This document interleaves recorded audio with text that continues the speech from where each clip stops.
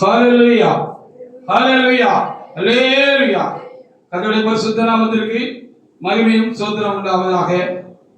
நல்ல ஒரு நாளிலே ஒரு பண்டிகை ஆராதனையிலே தேவ சமூகத்தில் நாம் கூடி வருவதற்கு தேவனாய் கர்த்தர் தாமே நமக்கு கிருபை செய்திருக்கிறார். பரிசுத்த நாள் திருச்சபையின் 58வது நிறைவு நாளை அனுசரித்து ஒரு பண்டிகை ஆராதனையாக கொண்டாடும்படியாக தேவனாய் கர்த்தர் தாமே எனக்கு உங்களுக்கு கூட கிருபை செய்து திருச்சபையாக நம்ம அழைத்துக் கொண்டு வந்து சேர்த்த அந்த அன்பிற்காக ஆண்டவருக்கு நான் அதிகமாக ஸ்தோத்திரம் செலுத்துகிறேன். புதிய எருசலேம் சபை தேவனால் இந்த உலகத்தில் எழுப்பப்பட்டு 58 ஆண்டுகள் நிறைவடைந்திருக்கிறது. 59வது ஆண்டுக்குள்ளாக நாம் காலெடுத்து வைத்திருக்கிறார். அதற்காக ஆண்டவரை நான் ஸ்தோத்திரிக்கிறேன். ஒரு நல்ல ஒரு தேசத்தை, நல்ல ஒரு திருச்சபையை, தேவனாக சத்தியமுள்ள ஒரு திருச்சபையை தேவனாக கர்த்தர் நமக்கு தந்தது ஒரு பெரிய காரியமாக இருக்கிறது.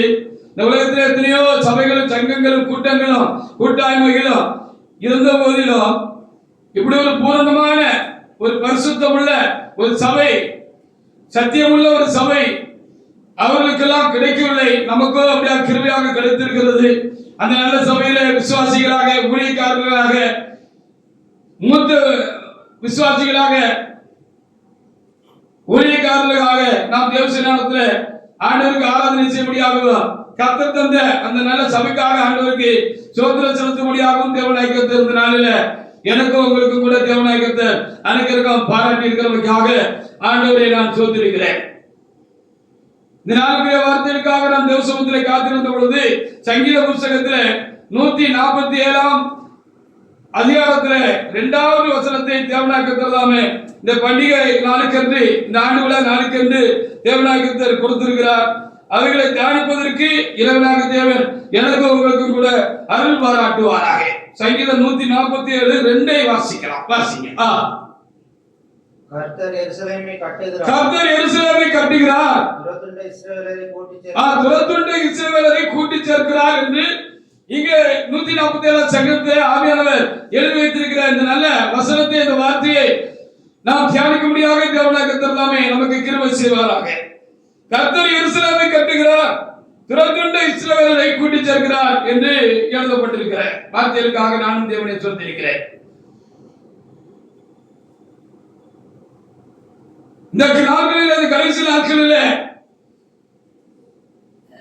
ஆவிக்குரிய ஜனங்கள் உலகெங்கும் பரம்பி இருக்கிறார்கள் என்று சொல்லுகிறதா அல்லது சிதறி இருக்கிறார்கள் என்று சொல்லுகிறதா என்று தெரியவில்லை. இந்த வசனத்தின்படி பார்க்கிற பொழுது ஆவிக்குரிய இஸ்ரவேலர்களாய் இருக்கிறதான ரட்சிக்கப்பட்ட தேவனுடைய ஜனங்கள் சிதறடிக்கப்பட்டிருக்கிறார்கள் என்று சொல்லி சொல்ல வேண்டியதாக இருக்கிறது. அப்படி ஆங்காங்கே சிதறப்பட்டிருக்கிறதான, உலகம் முழுவதும் சிதறி கிடக்கிறதான சிதறப்பட்ட இந்த ஆவிக்குரிய ஜனங்களை ஒன்று கூட்டி சேர்க்கும்படியாக கர்த்தர் எருசலேமை கட்டுகிறார் என்று இங்கே எழுதப்பட்டிருக்கிறது. ஹல்லேலூயா. அவர் நான் மாத்திரமல்ல, திருச்சபைக்குள்ளாக, புதிய எருசலேம் சபைக்குள்ளாக கர்த்தர் எழுப்பி இருக்கிற இந்த சபைக்குள்ளாக இருக்கிற நான் மாத்திரமல்ல, வெளியேயும் முன்குறிக்கப்பட்ட ஆத்துமாக்கள் சபைக்கு வெளியிலேயும் உலகம் முழுவதும் தேவனாய் கர்த்தருக்கு ஆராதனை செய்து கொண்டிருக்கிறார்கள். அவர்களிலும் உண்மை உள்ளவர்கள் உண்டு, பயபக்தி உள்ளவர்கள் உண்டு, பரிசுத்தமாய் ஜீவிக்க வேண்டும் என்று தாகம் உள்ளவர்கள் உண்டு, தேவனுக்கு பயப்படுகிற ஜனங்கள் உண்டு. அப்படிப்பட்ட ஆவிக்குரிய ஜனங்களாக இருக்கிற மக்களை தேவனாய் கர்த்தர் கூட்டி சேர்க்கும்படியாக, ஒரே சபையாக எருசலேமாக கூட்டி சேர்க்கும்படியாக தேவனாய் கர்த்தர் சித்தம் கொண்டு இந்த கடைசி நாட்களில் தேவனாய் கர்த்தர் செய்திருக்கிறார். பரிசுத்தமும் நிறைவும் சத்தியமும் உள்ள பயபக்தி உள்ள ஒரு சபையை தேவனாய் கர்த்தர் என்ன செய்திருக்கிறார், நமக்கு எழுப்பி கொடுத்திருக்கிறார். அந்த சபைக்காக நாம் ஆண்டவரை கண்டிப்பாக என்ன செய்ய வேண்டும், நாம் சோதரிக்க வேண்டியது ரொம்ப அவசியமான ஒன்றாக இருக்கிறது. இந்த சபையானது ஒரு தேவன மனிதனை கொண்டு எழுப்பப்பட்டது. தேவன மனிதனை தேவனாய் கர்த்தர் தெரிந்து கொண்டு அந்த மனிதனை கொண்டு தேவனாய் கர்த்தர் செய்தார். இந்த சபையை எழுப்பி நமக்கு தந்திருக்கிறார். நமக்கு மாத்திரமல்ல, எங்கும் முன்குறிக்கப்பட்ட ஆத்துமாக்களுக்காகவும் இந்த சபையை எழுப்பி தந்திருக்கிறார். இந்த சபையானது 1968 ஆகஸ்ட் மாதம் இதே போல ஒரு நாளில 8ஆம் தேதியில என்ன செய்யப்பட்டது, தேவனாய் கர்த்தர் இந்த சபையுடைய ஸ்தாபகரும் அப்போஸ்தலருமாக இருந்து கடந்து போன என் லாசரை இந்த பூமியிலே தேவனாய கர்த்தரால் எழுப்பப்பட்டது. அவர் ஒரு நல்ல ஒரு பக்தியுள்ள தேவனுடைய மனுஷனாக தேவனாய கர்த்தரை கர்த்தாய் தேட வேண்டும் என்ற ஒரு எண்ணமுடையவராக வேதம் என்ன சொல்லுகிறது, சத்தியம் என்ன சொல்லுகிறது, அதன்படி நாம் நடக்க வேண்டும் என்று உற்சாகம் அடைந்து பல சபைகளுக்கு கலந்து கொண்ட பொழுது அங்கே பலவிதமான குறைபாடுகள் இருக்கிறது. அவர்கள் உணர்ந்த பொழுது நல்லதொரு சபையை காட்டும், நல்லதொரு சபையை காட்டும் என்று சொல்லி அவர்கள் தேவசபத்திலே ஜெபித்துக் கொண்டிருந்ததாக அவருடைய சுயசரணை புத்தகத்துல, சாட்சி புத்தகத்துல அவர் சொல்லி இருக்கிறதை நாம் எல்லாரும் அறிந்திருக்கிறோம், வாசித்திருக்கிறோம். எனக்கு ஒரு நல்ல ஒரு சபையை காட்டும் அப்பா, இந்த வேதத்தின் படியான சத்தியத்தின் படியான நல்ல ஒரு சபையை எனக்கு காண்பியும் ஆண்டவரே, அந்த சபையோடு கூட சேர்ந்து ஐக்கியப்பட்டு நான் உனக்கு ஆராதனை செய்ய வேண்டும். நான் இப்பொழுது இருக்கிற இந்த சபை அப்படியே குறைவுள்ளதாக இருக்கிறது, வசனத்துக்கு மாறான அநேக காரியங்கள் இருக்கிறது, சத்தியத்தின்படி இந்த சபையுடைய காரியங்கள், ஆராதனை காரியங்கள் எல்லாம் இல்லை என்று அவர்கள் உணர்ந்த பொழுது, இப்படி தேவனிடத்தில் வேண்டிக் கொண்டிருந்த பொழுது ஒரு நாள் கர்த்தராகிய இயேசு கிறிஸ்து அந்த தேவனுடைய மனுஷனுக்கு லாசரு அவர்களுக்கு தேவனாய கர்த்தர் என்ன செய்தாரா, முகமுகமாக தரிசனமானார் என்று நாம் அறிந்திருக்கிறோம். ஹல்லேலூயா. அவருக்கு முகமுகமாக தேவனாய கர்த்தர் தாமே தரிசனமாகி ரெண்டு பேரும் என்ன செஞ்சிருக்கிறாங்க, இவங்க கட்டில உட்கார்ந்து காலையில இருந்து ஜெபம் பண்ணிருப்பாங்களா என்னன்னு தெரியல, அப்படி கண்ணை மூடி ஜெபிக்கிற பொழுது நல்லதொரு சபையை காட்டும் என்று ஜெபித்துக் கொண்டிருந்த பொழுது இயேசு கிறிஸ்து என்ன செஞ்சிருக்கிறார், அவர்களுக்கு முகமுகமாக தரிசனமாகி அவரும் அவருடைய அந்த கட்டில அமர்ந்து நீ என்னுடைய சபையை கட்டு என்று அவருக்கு கட்டளை கொடுத்திருக்கிறார்கள். ஹல்லேலூயா. கொஞ்சம் தயக்கமா இருந்தது, அதெல்லாம் கொஞ்சம் மறுத்திருக்கிறார்கள்.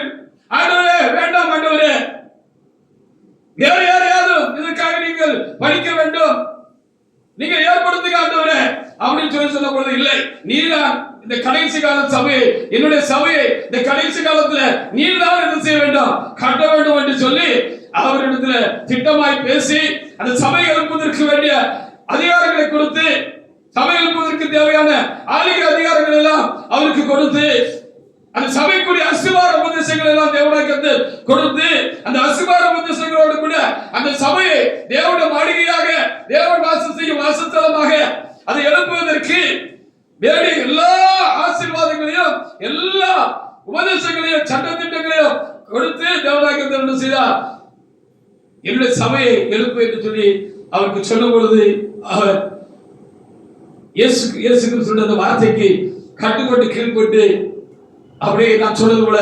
8/8/1962 இந்த சபையை எழுப்பினார் என்று சொல்லி நாம் மறிந்திருக்கிற உண்டாயிருக்கிறது. இதான் சபையுடைய ஹிஸ்டரியாக இருக்கிறது, சபையுடைய தோற்றமாயுடைய ஹிஸ்டரியாக சரித்திரமாக இருக்கிறது. அப்படி எழுப்பப்பட்ட சபையானது இன்றைக்கு 58 ஆண்டுகளை என்ன செய்திருக்கிறது, நிறைவடைந்து இருக்கிறது. நிறைவடைந்து 59வது ஆண்டுக்குள்ளாக என்ன செய்திருக்கிறது, அது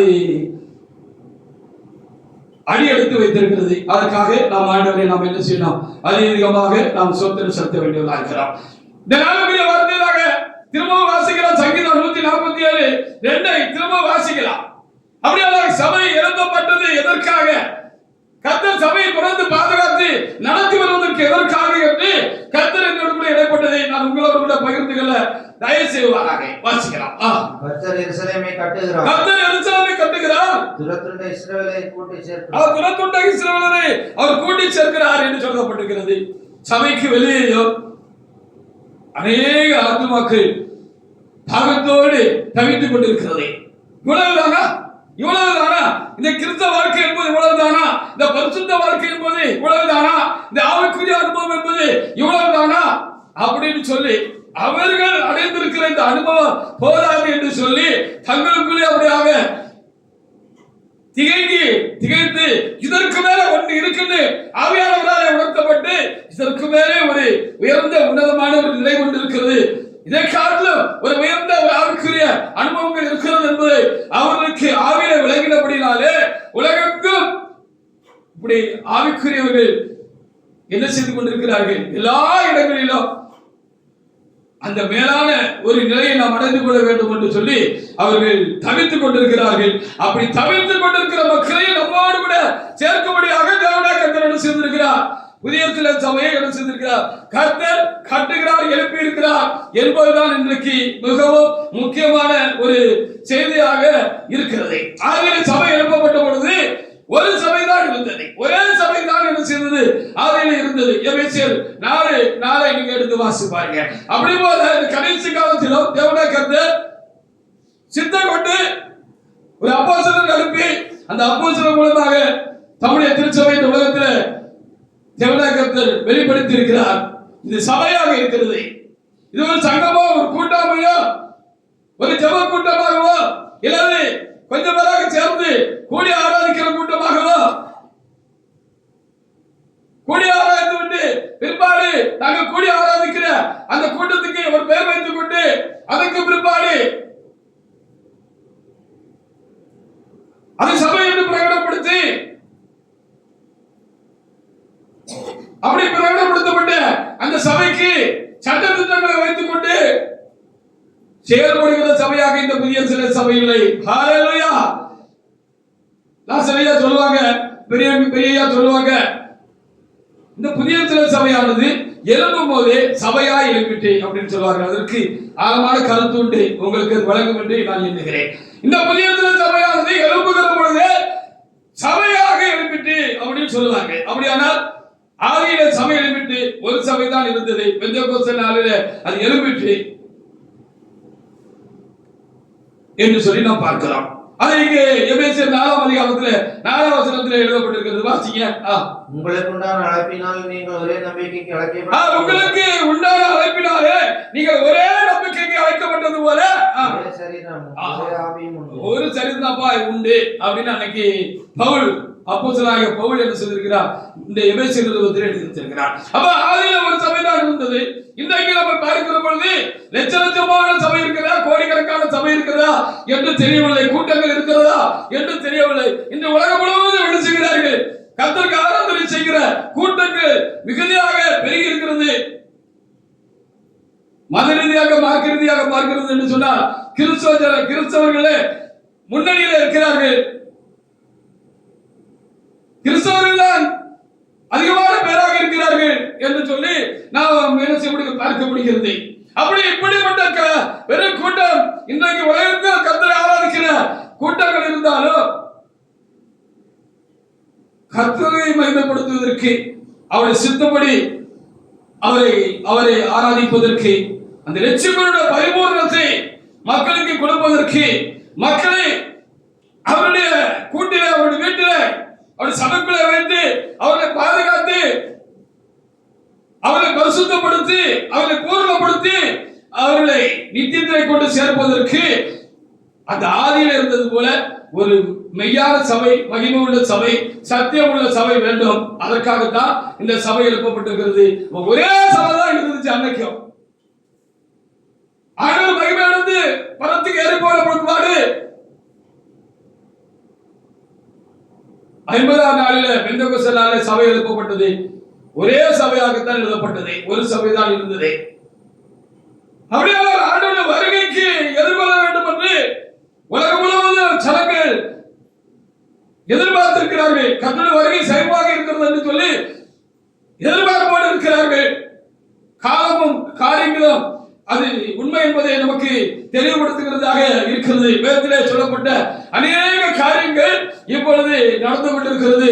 அது கர்த்தர் வரப்போகிறார் என்பதை சொல்லிக் கொண்டிருக்கிறது. அப்படி கர்த்தர் வரப்போகிறார் என்று சொன்னால், கர்த்தர் வருகிற பொழுது அந்த எங்கும் சிதறி இருக்கிறதான உண்மை உள்ள ஆவிக்குரிய தேவனுடைய பிள்ளைகளை, அதாவது ஆவிக்குரிய உண்மையான ஊழியக்காரர்கள் எல்லாரையும் கேதர் பண்ணி ஒன்று சேர்த்து அதை ஒரே கூட்டமாக்கி அவர்களை பரிசுத்தப்படுத்தி, அவர்களை பூர்ணப்படுத்தி கர்த்தருடைய வருகைக்காக ஆயத்தப்படுத்துவதற்கு கண்டிப்பாக ஒரு சரியான ஒரு சபை, மெய்யான ஒரு சபை தேவையா இருக்கிறது என்று அறிந்தபடினாலே தேவனாகிய கர்த்தர் என்ன செய்திருக்கிறார்? இந்த புதிய சிலம் சபையை ஒரு தேவனுடைய மனுஷனை கொண்டு ஒரு அப்போஸ்தலரை எழுப்பி தேவனாகிய கர்த்தர் என்ன செய்திருக்கிறார்?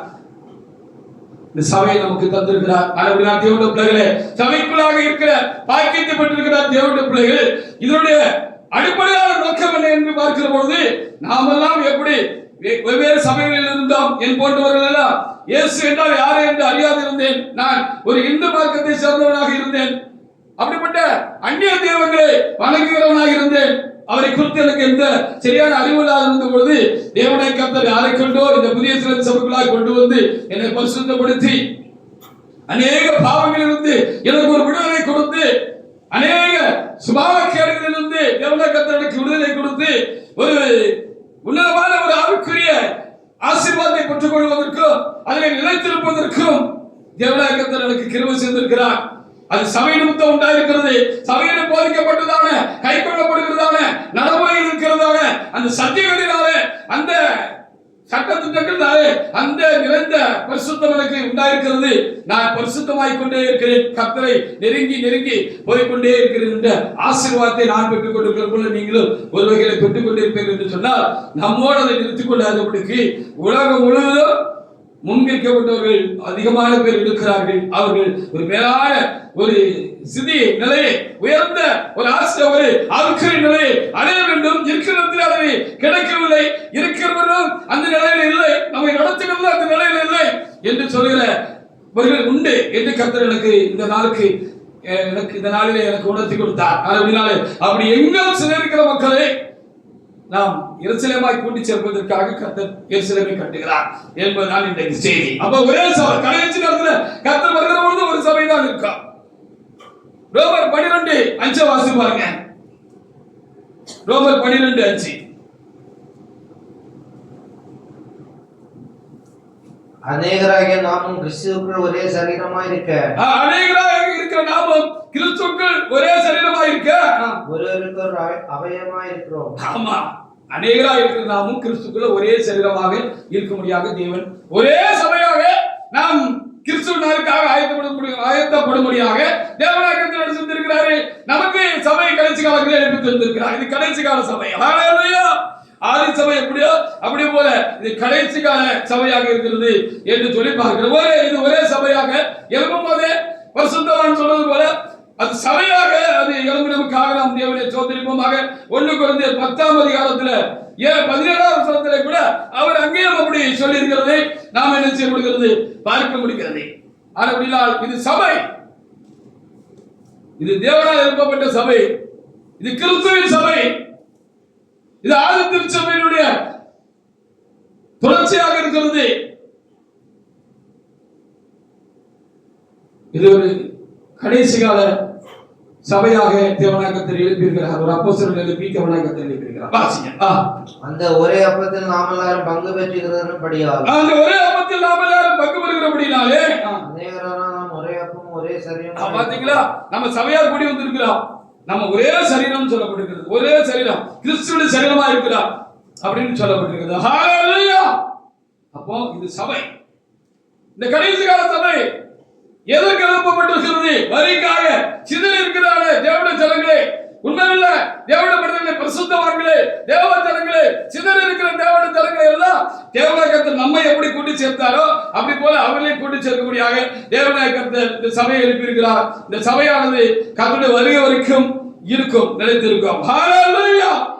அது வரைக்கும் ஆத்துமா அறுவடை செய்கிறதும் வெளியில இருக்கிற உண்மை உள்ள ஆத்துமாக்களையும் கர்த்தரை அறியாத ஆத்துமாக்களை கர்த்தரை அறிய செய்து இயேசு அறிய செய்து கொண்டு வந்து அவர்களை பூரணப்படுத்தி வருகைக்காக ஆயத்தப்படுத்துவதற்காக இந்த சபை எழுப்பப்பட்டிருக்கிறது. 1 கொரிந்தியர் 12:13 கூட நீங்க வாசித்து பாருங்க. அப்ப அந்த காலத்துல ஒரு சபை தான் இருந்துச்சு. அப்போ இன்னைக்கு நிறைய சபை இருக்குன்னு சொன்னா அதெல்லாம் சபையாக இல்லை என்பதுதான் உண்மையா இருக்கிறது. அது எப்படி இல்லை என்பதை நம்மிடத்தில் வந்து தனிமையாக மற்றவர்கள் கேட்பார்கள் என்று சொன்னால் நாம் அதற்கு சரியான பதில் சொல்வதற்கு நாம் ஆயத்தமாக இருக்க வேண்டும். நாம் ஆயத்தமாக இருக்கிறோம். ஹல்லேலூயா. சபையில அப்படிதான் இருக்கணும் அப்படின்னு ஒரு காரியத்தை வேதத்தில் எழுதி வச்சிருக்கிறாங்க. ஒரு சபை, அது சபையா இருந்தால் எப்படி இருக்கணும்? கிறிஸ்துவே சித்தம் கொண்டு அந்த சபையில் இருக்கலாம். கிறிஸ்துவே தெரிந்து கொண்டு ஒருவரை அழைத்து அவரை அதிகாரப்படுத்தி அவருக்கு சகல உபதேசங்களையும் காரியங்களை கொடுத்து அந்த சபை கட்டுவதற்குரிய ஆலயம் அதிகாரம் எடுத்து கொடுத்து என்ன செய்யணும்? அந்த சபையை என்ன செய்யணும்? எழுப்பியிருக்கணும். அங்கே எல்லா ஆசீர்வாதமும் இருக்கணும். ஹல்லேலூயா. ஏதோ கொஞ்சம் ஆசீர்வாதம் இருந்துச்சு, அவருக்குரிய ஆசீர்வாதம் இருந்துச்சு, கொஞ்சம் இல்லைங்கிறது இல்ல, எல்லா அவருக்குரிய ஆசீர்வாதமும் அங்கே இருக்கணும். இல்லைங்கிறது இல்லைங்கிற மாதிரி அங்க இருக்கணும். அது இருக்குங்கிறத நாம் அறிஞ்சிருக்கிறோம்னா மற்றவர்களுக்கும் அதை வணக்கத்தோடு சொல்வதற்கு நாம் என்ன செய்திருக்கிறோம், கடன்பட்டிருக்கிறோம். எப்படி உங்க சபை தான் சபை, அதான் கடைசி கால சபை எப்படி சொல்றீங்கன்னு கேட்டா அதை வணக்கமா சொல்றதுக்கு நாமும் அதுக்கு உரிய ஆயத்தத்தோட நம்ம என்ன சொல்லுவோம் இருக்கணும் என்று சொல்லப்பட்டிருக்கிறது. வாசிங்க. வாசிட்டீங்களா? எப்படியெனில் சரீரம் ஒன்று, அதற்கு அவயங்கள் அநேகம், ஒரே சரீரத்தின் அவயங்கள் அநேகமாயிருந்தோம் சரீரம் ஒன்றாகவே இருக்கிறது. அந்த பிரகாரமாக கிறிஸ்துவும் இருக்கிறார். நாம் யூதராயினும் கிரேக்கராயினும் எல்லாரும் ஒரே ஆவினாலே சரீரத்திற்குள்ள ஞான ஸ்நானம் பண்ணப்பட்டு எல்லாரும் ஒரே ஆவிக்குள்ளாகவே தாகம் தீர்க்கப்பட்டோம். அன்னைக்கு ஆவிக்குரிய சபை பெந்தேகோஸ்து சபைன்னு சொல்கிற இடத்துல கூட இன்னைக்கு என்ன இருக்கு அப்படின்னு சொன்னா இன வேறுபாடுகள் இருக்கிறது, ஜாதி வேறுபாடுகள் இருக்கிறது. ஆனா அந்த காலத்துல ஒரு சபை தான் இருந்துச்சு. அந்த சபையில என்ன இல்லை, இன வேறுபாடோ ஜாதி வேறுபாடோ அங்கு இல்லை. எல்லாரும் ஒன்றாக இருந்தார்கள். அந்த சரீரத்தின் அவைகளாக ஒன்றாக இருந்தார்கள். ஒவ்வொருத்தருக்கும் ஒவ்வொரு விதமான காரியத்தை ஆண்டவர் அவங்களுக்கு ஒரு டியூட்டி கொடுத்திருந்தாரு, ஒரு காரியத்தை வச்சிருந்தாலும் அவங்க எல்லாரும் என்ன செஞ்சாங்க, ஒன்னா இருந்தாங்க, ஒரே சபையா இருந்தாங்க. அவங்க எந்த வேற்றுமைகளும் அங்க என்ன செய்யல இல்ல. இதுவும் சபைக்குரிய முக்கியமான ஒரு தகுதியாக இருக்கிறது. பணக்காரன் இல்லை, ஏழை இல்லை, படிச்சவன் இல்லை, பாமனை இல்லை, உயர்ந்த ஜாதிக்காரன் இல்லை, தாழ்ந்த ஜாதிக்காரன் ஒன்றும் இல்லை. எல்லாரும் கிறிஸ்துவுக்குள் ஒன்றாக அவர்கள் என்ன செஞ்சாங்களா இருந்தாங்க அப்படின்னு சொல்லி அங்கே என்ன செய்யப்பட்டிருக்கிறது, எழுதப்பட்டிருக்கிற. வாசி பிடிச்சிட்டீங்களா? அதுக்காக நாம் ஆண்டவருக்கு நாம் நன்றி செலுத்துவோம். அப்ப ஒரு சரீரம் தான் இருந்துச்சு. அதிலே கிறிஸ்தவம் எழுப்பின பொழுது, கிறிஸ்தவ மார்க்கம் எழுப்பின பொழுது, அந்த கிறிஸ்தவ மார்க்கத்தை உலகத்துக்கு கொண்டு போவதற்கு, அந்த கிறிஸ்தவ மார்க்கத்தை அறிவிப்பதற்கு, அந்த கிறிஸ்துவை அறிவிப்பதற்கு, அவருடைய சத்தியத்தை அறிவிப்பதற்கு, அவருடைய போதனைகளை ஜனங்களுக்கு கொண்டு சேர்ப்பதற்கு, அவர்களை மெய்யான கிறிஸ்தவத்துக்குள்ளாக நடத்துவதற்கு, மெய் கிறிஸ்தவர்களாக மாற்றுவதற்கு, அவர்களை தேவனுடைய பிள்ளைகளாக மாற்றுவதற்கு, அவர்களை பரிசுத்தமாக்குவதற்கு ஒரு சபை அன்றைக்கு கிறிஸ்துவினால் எழுப்பப்பட்டது. அதுக்காக நாம் ஆண்டவருக்கு நாம் சோதனை சொல்லலாம். அப்போ வருகைக்கு சைவமா இருக்குன்னா இந்த வருகைக்காக ஆயத்தப்படுத்துவதற்கு எல்லாராலும் முடியாது, எல்லா சபையாலும் முடியாது. அநேக காரியங்களுக்கு அடிமைப்பட்டிருக்கிற ஒரு சபை எப்படி தங்களோடு இருக்கிற மக்களை அவர்களுக்கு இருக்கிற கட்டுகளில் இருந்து, அடிமைத்தனங்களில் இருந்து அவர்களை விடுவித்து அவர்களை என்ன செய்ய முடியும், கிறிஸ்துவ நாளுக்கென்று அவர்கள் எப்படி ஆயத்தப்படுத்த முடியும்? நிறைய குளறுபடிகள் இருக்கிறது. நம்முடைய சபையில் அப்படி எந்த குளறுபடியும் கிடையாது.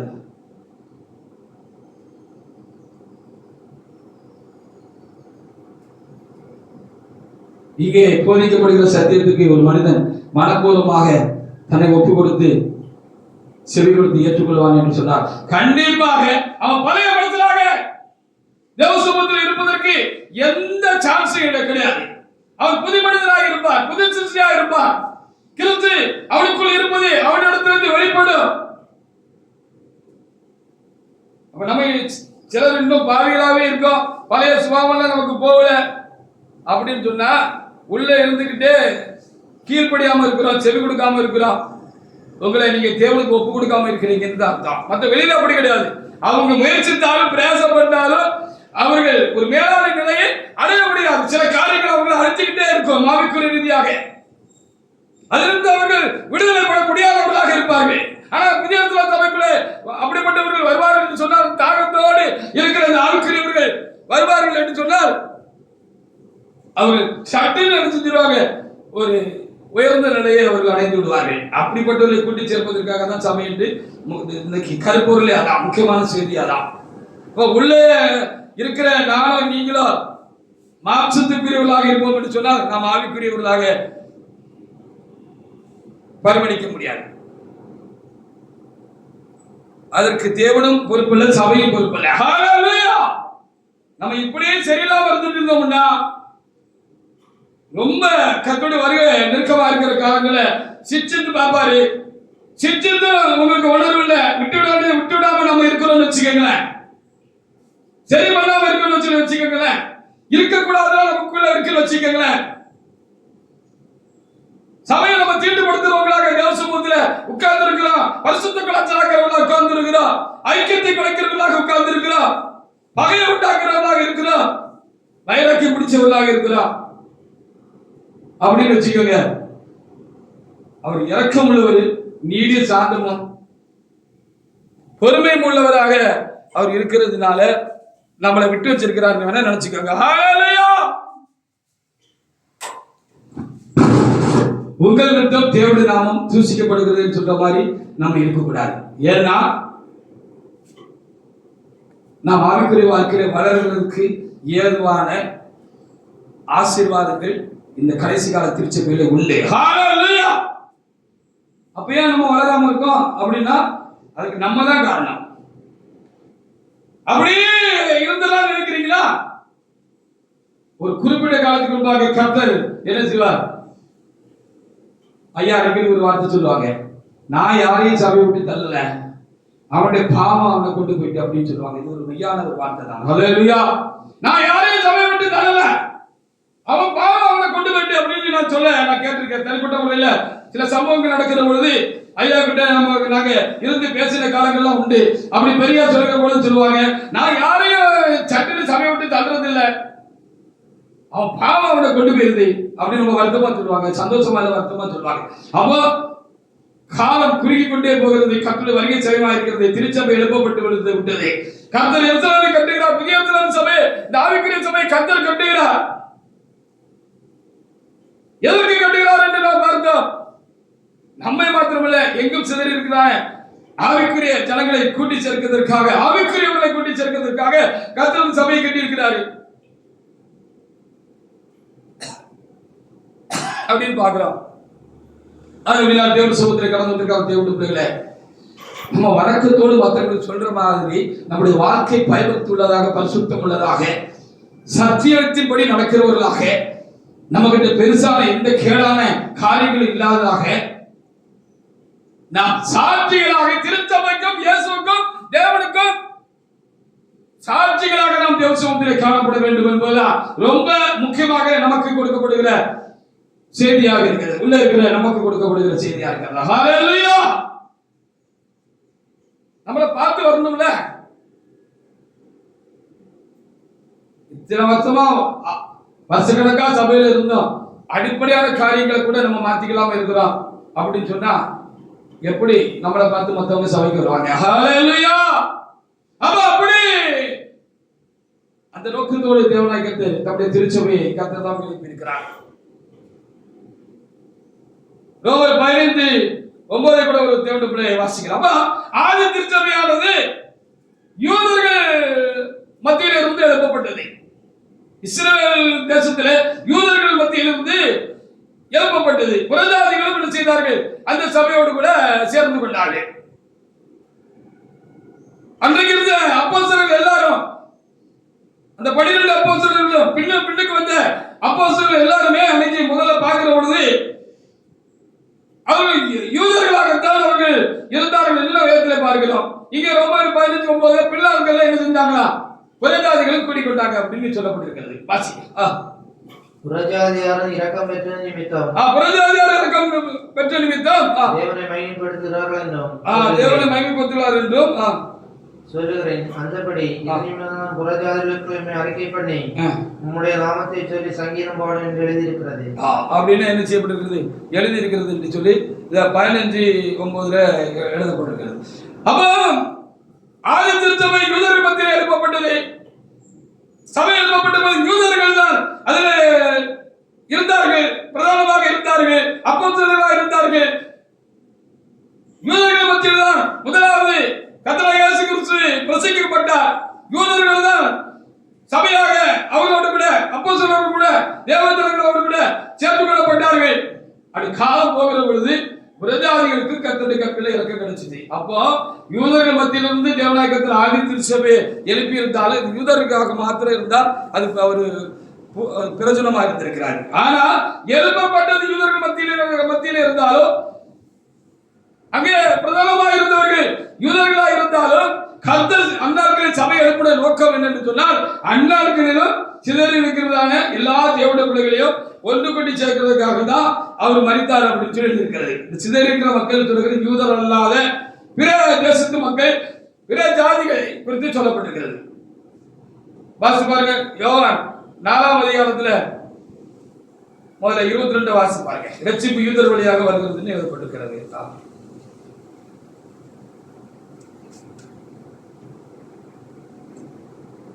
யோவான் 4:22 நீங்கள் அறியாதை தொழுது கொள்கிறீர்கள், நாங்கள் அறிந்திருக்கிறதை நாங்கள் என்ன செய்கிறோம், தொழுது கொண்டிருக்கிறோம் என்று அங்கே என்ன செய்யப்பட்டிருக்கிறது, எழுதப்பட்டிருக்கிறது. அப்ப யூதர்கள் மத்தியில் இருந்தால் முதல் சபை என்ன செஞ்சு இருந்துச்சு. இப்படிதான் இருந்ததுனால அப்போஸ்தலனாகிய பேதுரு என்ன நினைச்சாரு, அந்த நேரத்துல அந்த ஆரம்ப காலத்துல அந்த ஆதி திருச்சபையில யூதர்கள் தான் அதுல மெம்பர்ஸா இருந்திருக்கிறாங்க. அதுல எண்ணிக்கை உள்ளவர்களாக கூட்டி சேர்க்கப்பட்டிருந்திருக்கிறாங்க. இப்படி அவரு நினைச்சிட்டு இருந்திருக்கிறாரு, யூதர்களுக்கு மாத்திரம் தான் இந்த சபை அப்படின்னு சொல்லி அவர் என்ன செஞ்சுட்டு இருந்திருக்கிறாரு, நினைச்சுக்கிட்டு இருந்திருக்கிறாரு. அப்படி நினைச்சுக்கிட்டு இருந்ததுனாலதான் அவருக்கு அப்போஸ்தலர் 10ஆம் அதிகாரத்துல ஒரு வெளிப்படுத்தல் உண்டான பொழுது அவர் அந்த வெளிப்படுத்தலுடைய தாற்பயம் என்ன, அது உண்மையான அதனுடைய அர்த்தம் என்னன்னு தெரியாம ஆண்டவரிடத்தில் இப்படி சொன்னாருன்னு அப்போஸ்தலர் 10:13 முதல் 15 வரைக்கும் வசனங்களை வாசிக்கலாம். வாசித்து பாருங்க.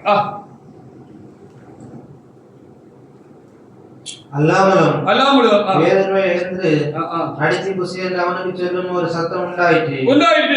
அதற்கு பேதுரு, அப்படியல்ல ஆண்டவரே, வீட்டு அசுத்தமுள்ள யாதமே நான் புசியாமலும் ஒரு காலம் புசித்ததில்லை என்றான். நல்ல நிறுத்திதான் வாசிங்க. அப்பொழுது தேவன் சுத்தமானவர்களை நீ தீட்டாக எண்ணாதே, தேவன் சுத்தமாக்கிறது நீ தீட்டாக எண்ணாதே, இரண்டாம் தினமும் சத்தம் அவனுக்கு உண்டாயிற்று. அப்படி உண்டாயிற்று என்று சொல்லி எழுதப்பட்டிருக்கிறது. பொதுவாக யூதர்களுக்கு என்று சில காரியங்கள் தேவனாக்கத்தில் கட்டளையாக என்ன செய்திருந்தார், கொடுத்திருந்தார். எல்லா ஜாதிகளைப் போல எல்லா ஜாதிகளோடு நீங்க கலந்து வாழக்கூடாதுன்னு ஒரு கண்டிஷன் இருந்துச்சு. நீங்க வேறுபடுத்தப்பட்டு நீங்க தனிச்சு இருக்கணும், அவங்களோட கலந்து வாழக்கூடாது, அவங்களுடைய காரியங்கள் எல்லாம் கற்றுக்கொள்ளக்கூடாது, அதெல்லாம் சரி கிடையாது அப்படின்னு சொல்லி அவருடைய வழக்கங்கள் பழக்கங்கள் அவருடைய தெய்வங்கள் அந்த அவர்கள் செய்கிற அந்த காரியங்கள் எல்லாம் மெய்யான இறைவனுக்கு செய்கிற வழிபாடு இல்லை என்று சொல்லி மெய்யான இறைவன் யூதர்களுக்கு வெளிப்பட்ட பொழுது அவைகளெல்லாம் அவர்களுக்கு விளக்கமாக சொல்லி நீ அவளை விட்டு பிரிந்து அசுத்தமானதை தொடாதீர்கள் என்று அவர்களுக்கு ஆலோசனை சொன்னார். ஹல்லேலூயா. அசுத்தமானதை தொடாதீர்கள் சொன்னவர் அசுத்தமான மிருகங்களை புசிக்காதீர்கள் சொல்லி ஒரு பெரிய லிஸ்டே கொடுத்திருந்தார் என்று சொல்லி நாம் பழைய ஏற்பாடு புத்தகத்திலே நாம் பார்க்க முடிகிறது. ஹல்லேலூயா. இந்த பேதுரு என்கிற இந்த தேவனுடைய மனுஷன், இந்த அப்போஸ்தலர் சின்ன வயசுல இருந்து அதுல ரொம்ப சரியா இருந்திருக்கிறார். அதனால இவருக்கு இப்படி ஒரு வெளிப்படுத்தல் உண்டாச்சு.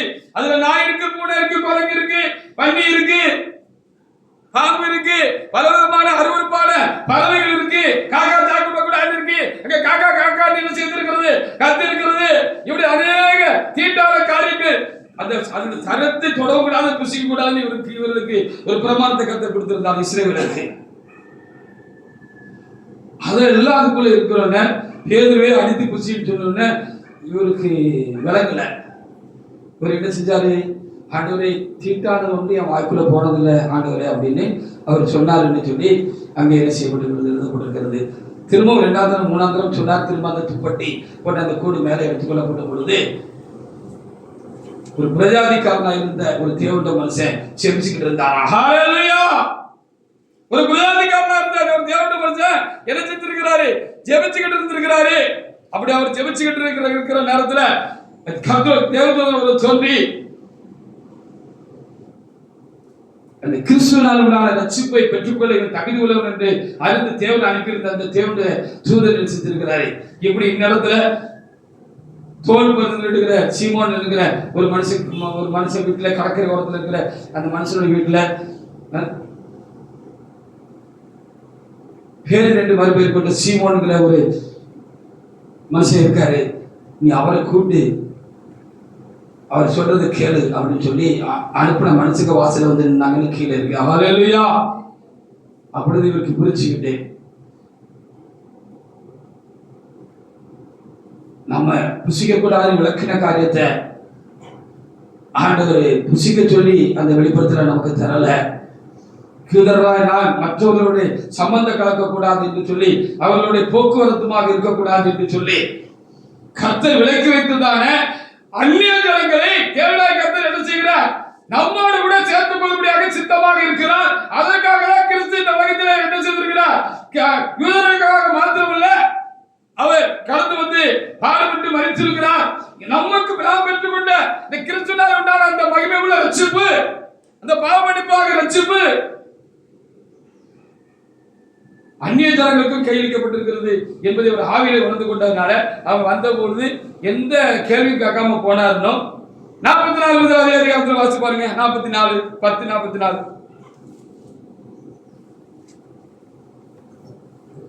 இந்த வார்த்தைகளை பேதுரு பேசிக் கொண்டிருக்கையில் வசனத்தை கேட்டவர்கள் யாவரும் பரிசுத்த ஆவியானவர். ஆமா, ரெண்டு பேருக்கு வித்தியாசம் இல்ல மகனே. தொடர்ந்து வாசிங்க. நீ யூதனை மேன்மை பாராட்டி கொண்டுல அவன் புறஜாதியாரன் என்று சொல்லி வெட்கப்படுறதுக்கு தன்னை தாழ்த்துறதுக்கு ஒதுக்கி இருக்கிற கொண்டுள்ள ரெண்டு பேரையும் கிறிஸ்து பரிசுத்தமாக்குகிறார். கிறிஸ்து பரிசுத்தமாக விட்டால் நீயும் தேவனுக்கு முற்றிலும் உகந்தவராக இருக்க முடியாது. அவன் பாவியா இருந்தாலும் தேவனை அறியாத இருந்தாலும் கிறிஸ்தவனை பரிசுத்தமாக்கிற பொழுது அவனும் தேவனுடைய பிள்ளையாக மாறுகிறான். ரெண்டு பேரும் ஒரே சரீரமாக, ஒரே சபையாக, ஒரே தேவனுடைய மக்களாக மாறுகிறார்கள் என்று கர்த்தர் சொன்னார். அதை உறுதிப்படுத்தும்படியாக எப்படி பெந்தெகோஸ்தே நாள்ல இந்த பேதுரு மேலும் அங்கே கூடியிருந்த யூத ஜனங்கள் மேலும் 120 மேலும் கர்த்தருடைய பரிசுத்த ஆவி பொழிந்திடப்பட்டதோ, அப்படியே அந்த கொர்நேலியுவின் அந்த தேவனுடைய மனுஷனாக இருந்த பிரஜாதிக்காரனான அந்த வீட்டில் பிரஜாதி மக்கள் எல்லாம் கூடியிருந்தாங்க. அவங்க மேலே கர்த்தர் வேறுபாடு இல்லைன்னு சொல்லி, வித்தியாசம் இல்லைன்னு சொல்லி பரிசுத்த ஆவி பொழிந்திடலாம் என்று எழுதப்பட்டிருக்கிறது. அவர் யாவரும் மேலும் அவர்கள் பல பாஷைகளை பேசுகிறதையும் தேவனையும் புகழுகிறதையும் பேதுருவோடு கூட வந்திருந்த விருத்த சேதனமுள்ள விசுவாசிகள் கேட்கும் போது பரிசுத்தாவின் வரம் புறஜாதிகள் மேலும் ஒளிந்தள்ளப்பட்டதை குறித்து பிரமித்தார்கள். அப்பொழுது பேதுரு நம்மை போல பரிசுத்தாவை பற்றி இவர்களிடம் ஞானஸ்நானம் வரும்படிக்கு புராதபடிக்கு இவர் எவனாலும் தண்ணீரை விளக்கலாமா என்று சொல்லி கர்த்தருடைய நாமத்தினால் அவர்களுக்கு ஞானஸ்நானம் கொடுக்கும்படி கட்டளை. அவங்க ஞானஸ்நானம் கொடுத்து இவங்களும் சபையோடு சேர்த்துக் கொள்ளப்பட்டது, அவங்களும் சபையோடு சேர்த்துக் கொள்ளப்பட்டார்கள். ஆதி திருச்சபையும் எழுப்பப்பட்ட முக்கியமான நோக்கம் என்னன்னா, யூதர்கள் மத்தியில் இருந்து தனங்களை தெரிவு செய்து தெரிந்து கொண்டு வேறுபடுத்தி அவர்களை கிறிஸ்துக்குள்ளாக்குகிறது போல தேவனை அறியாத உலகமுக்கு இருக்கிறதான பிரஜாதிகளையும் அந்நிய ஜனங்களையும் கிறிஸ்துக்குள் உண்டாக்குறதுக்காகவும் ரெண்டாரையும் ஒன்று கூட்டி ஒரே சரீரமாக அவர்களை ஆசீர்வதித்து அவர்களை கிறிஸ்துக்குள் நிலைநிறுத்துகிறதுக்காக அன்றைக்கு அந்த சபை ஆதி திருச்சபை என்ன செய்யப்பட்டது? யூதர்கள் மத்தியில் எழுப்பப்பட்டது. ஆண்டவர் சொன்னார் அல்லவா, அந்த சபையில ரட்சிப்பு யூதர்கள் வழியாக வருகிறது என்று. ரட்சிப்பு யூதர்கள் வழியாக வருகிறது என்று தான் ஆண்டவர் சொன்னார். அது யூதர்களுக்கு மாத்திரம் என்று சொல்லி சொல்லவில்லை. அப்படி அவர்கள் என்ன செய்தார்கள்? ரட்சிக்கப்பட்டார்கள் என்று சொல்லி நாம் வேதத்திலே பார்க்க முடிகிறது. அப்போ அந்த நோக்கத்தோடு தான் திரும்பவும் சபை இந்த பூமியிலே எழுப்பப்பட்டிருக்கிறது. கடைசி காலமா இருக்கிறபடினாலே, கர்த்தருடைய வருகை சமீபமா இருக்கிறபடினாலே, கர்த்தருடைய நாளுக்கென்று ஜனங்களை ஆயத்தப்படுத்தும்படியாக தேவனாய கர்த்தர் என்ன செய்கிறார்? இந்த கடைசி நாட்களிலே நம்முடைய சபையை என்ன செய்திருக்கிறார்? திரும்பவும் எழுப்பி இருக்கிறார். நான் மாத்திரமல்ல, உலகம் முழுவதும் இருக்கிற எல்லா முன்குறிக்கப்பட்ட ஆத்துமாக்களும், தெரிந்து கொள்ளப்பட்ட தேவனுடைய ஜனங்கள், பரிசுத்தவான்களும், எதிர்பார்ப்போடு இருக்கிற பரிசுத்தவான்களுக்கு கர்த்தர் தம்மை வெளிப்படுத்துறது போல சபையை வெளிப்படுத்தி தேவனாக சபையிடமாக்கி சேர்ப்பதற்காக காத்து கொண்டிருக்கிறான உலகம் முழுவதும் காத்து கொண்டிருக்கிற தேவ ஜனங்களுக்காக, எதிர்பார்த்து கொண்டிருக்கிற ஜனங்களுக்காக கர்த்தர் புதிய சில சபையை கர்த்தர் இந்த கடைசி நாட்களில் எழுப்பியிருக்கிறார். கர்த்தர் சில அதற்காக கட்டுகிறார். சிதறில் இருக்கிற மக்களை, திருத்தல் மக்களை கூட்டி சேர்க்கிறதுக்காக தேவனாய் கர்த்தர் என்ன செய்திருக்கிறார்? அப்படிப்பட்ட காரியங்களை தேவனாய் கர்த்தர் என்ன செய்திருக்கிறார் என்பதுதான் காரியமா இருக்கிறது. யோவான் 10ஆம் அதிகாரம்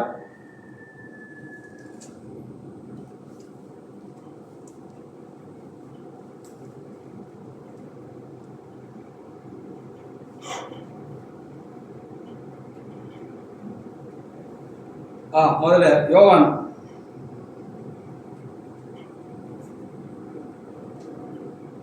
11ஆம் அதிகாரத்தை எடுத்துக்க. முதல்ல 11ஆம் அதிகாரத்தை எடுத்துக்க. யோவான் 11ஆம் அதிகாரம் 51 52 வசனங்களை வாசி பாருங்க.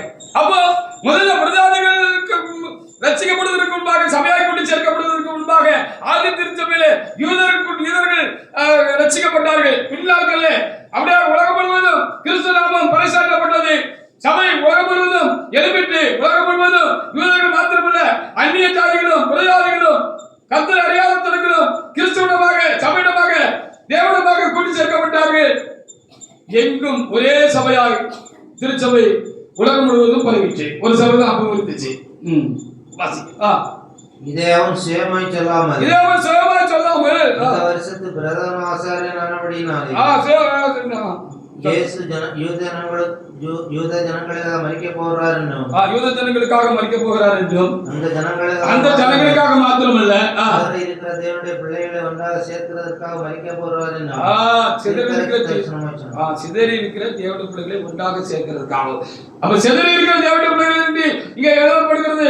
எப்பன்னு சொன்னா, இது இயேசு கிறிஸ்து மரித்து ஒரு குறிப்பிட்ட காலங்களுக்கு முன்பாக தான் யோவான் புஸ்தகங்கள்லாம் எழுதப்பட்டது, சீசன புஸ்தகம் எழுதப்பட்டது. அப்போ அந்நிய ஜாதிகள், பிரஜாதிகள், இந்தியர்கள், சைனர்கள், அமெரிக்கர்கள், இல்ல எகிப்தியர்கள் அப்படின்னு பல ஜாதிகளும் பல ஜனங்களும் அந்த காலத்தில் என்ன செஞ்சிருந்தாங்க? சபையாக, ஒரே சபையாக கிறிஸ்துவோடு விட யூதர்களோடு விட ஒன்றாக கூட்டி கட்டப்பட்டு இருந்ததுனால அந்த சபைக்கு அவர் இந்த சுவிசேஷத்தை எழுதுகிற பொழுது சிதறி இருக்கிற தேவனுடைய பிள்ளைகள் அவங்கள தான் எழுதுகிறார், பிரஜாதிகளை குறித்து. இப்படி எங்கும் சிதறி இருக்கிற மக்களை ஒரே சபையாய் கூட்டி அவரை கிறிஸ்துக்குள் காத்து வழிநடத்துவதற்காகவும் அவரை பரிசுத்தப்படுத்துவதற்காகவும்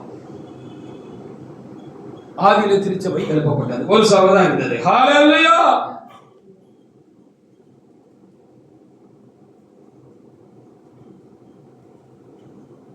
எபிரேயர் 13:9 வாசிச்சு பாருங்க. அப்ப இந்த காலத்திலையும் பலவிதமான அந்நிய போதனைகள் மலிச்சு போய் கிடக்கு. ஞானசாரம்னா ஒரு ஆள் இப்படி கொடுக்கணும்னு சொல்லுது, இன்னொரு அப்படி கொடுக்கணும்னு சொல்லுது. ஒவ்வொருத்தரும் ஒவ்வொரு விதமா சொல்றாங்க. பரிசுத்தான அபிஷேகமா இருக்கட்டும், சபையா இருக்கட்டும், ஆராதனையா இருக்கட்டும், திருப்பதியில பங்கு கொடுக்கிறதா இருக்கட்டும், எதுவா இருந்தாலும் ஆளாளுக்கு ஒண்ணு இன்னைக்கு சொல்றதாகத்தான் உலகம் முழுவதும் இருக்கிற சபைகளில். அன்னைக்கு அப்படிப்பட்ட குழப்பங்களை சாத்தான் உண்டு பண்ண பார்த்திருக்கிறான். ஒரே சபையா இருக்கிற பொழுது அந்நிய உபதேசங்களை கொண்டு வர பார்த்திருக்கிறார். அதனால எபிரேயர் 13:9 எபிரேய கர்த்தர் இப்படி சொன்னாருன்னு எழுதி இருக்கிறார். வாசிங்க. பலவிதமான அந்நிய போதனைகளை அலைப்பொண்டு தெரியாத, பலவிதமான அந்நிய போதனைகளை அலைப்பொண்டு தெரியாமல், போஜன பதார்த்தங்களினால் அல்ல, போஜன பதார்த்தங்களினால் அல்ல, கிருபையினாலே இதயம் சிறப்படுகிறது நல்லது. போஜன பதார்த்தங்களின் முயற்சி செய்வர்கள் பலனடையவில்லை. அப்படி பல குழப்பங்களை சபைக்குள்ள கொண்டு வர பார்த்தாங்கன்னு அதுக்கு அப்போஸ்தலர்கள் அதுக்கு செக் வச்சுட்டாங்க. இடம் கொடுக்கலன்னா எழுதப்படுகிறார். ஹல்லேலூயா. சபை ஆரம்பித்து 58 ஆண்டுகள் ஆகிறது. பரிசுத்த தலைமை அவர்கள் 46 ஆண்டுகள் சபையை நடத்தி கடந்து போனார்கள். இந்த நாள் வரைக்கும் சத்தியமும் சபையும் பாதுகாக்கப்படுகிறது. அதில் நாம் போன்றவர்கள் உறுதியுள்ளவர்களாக இருக்கிறார். ஹல்லேலூயா. சத்தியத்துக்கு மாறாக எதற்கு நாம் செவி சாய்க்கிறது இல்லை, தலை சாய்க்கிறது இல்லை, ஒப்புக்கொள்கிறது இல்லை. சபை இன்னும் உயிருள்ள சபையாக இருக்கிறது. ஹல்லேலூயா.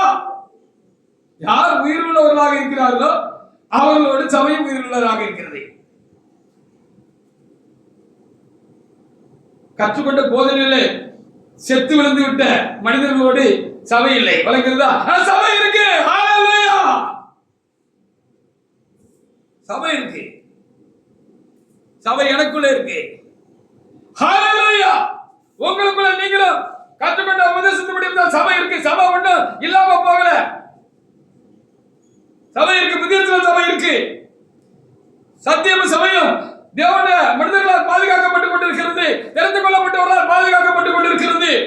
அது வள்ளி புள்ளி லெப்ட் ரைட் அவங்க என்ன செய்யறது இல்ல, எதுக்கும் அசைத்து கொடுக்கிறது இல்ல, ஆடுகிறது இல்லை, சாய்கிறது இல்லை. இருக்கிறோம்.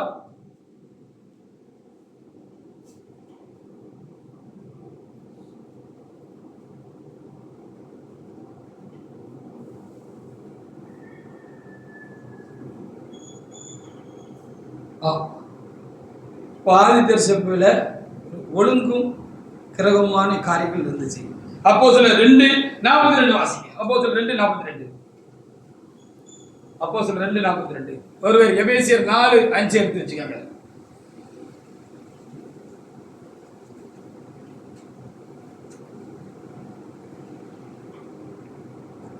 அவர்கள் அப்போஸ்தலருடைய உபதேசத்திலும் அந்நியனத்திலும் அப்பம் விற்குதலும் ஜெபம் பண்ணுதலும் உறுதியாய் தெரிந்திருந்தார்கள். அப்போஸ்தலருடைய உபதேசத்துல அந்நியனத்திலும் அப்பம் விற்குதலும் உறுதியாக தெரிந்தாங்க. அப்போ அப்போஸ்தலர்களை எழுப்பி அப்போஸ்தலரிடத்துல தம்முடைய காரியங்கள் எல்லாம் முழுசா ஒப்பு கொடுத்து சபை கடத்த காரியத்தை கிறிஸ்து கடத்த காரியங்கள் எல்லாம் தேவன் முழுமையாக அவர்களுக்கு ஒப்பு கொடுத்து அவர்கள் முன்னின்று சபையை நடத்தினார்கள். அதனால அந்நிய போதனைகள் உள்ள வர முடியல. ஹல்லேலூயா. எபேசியர் 4:5 கூட வாசிக்கலாம். எபேசியர் 4:5.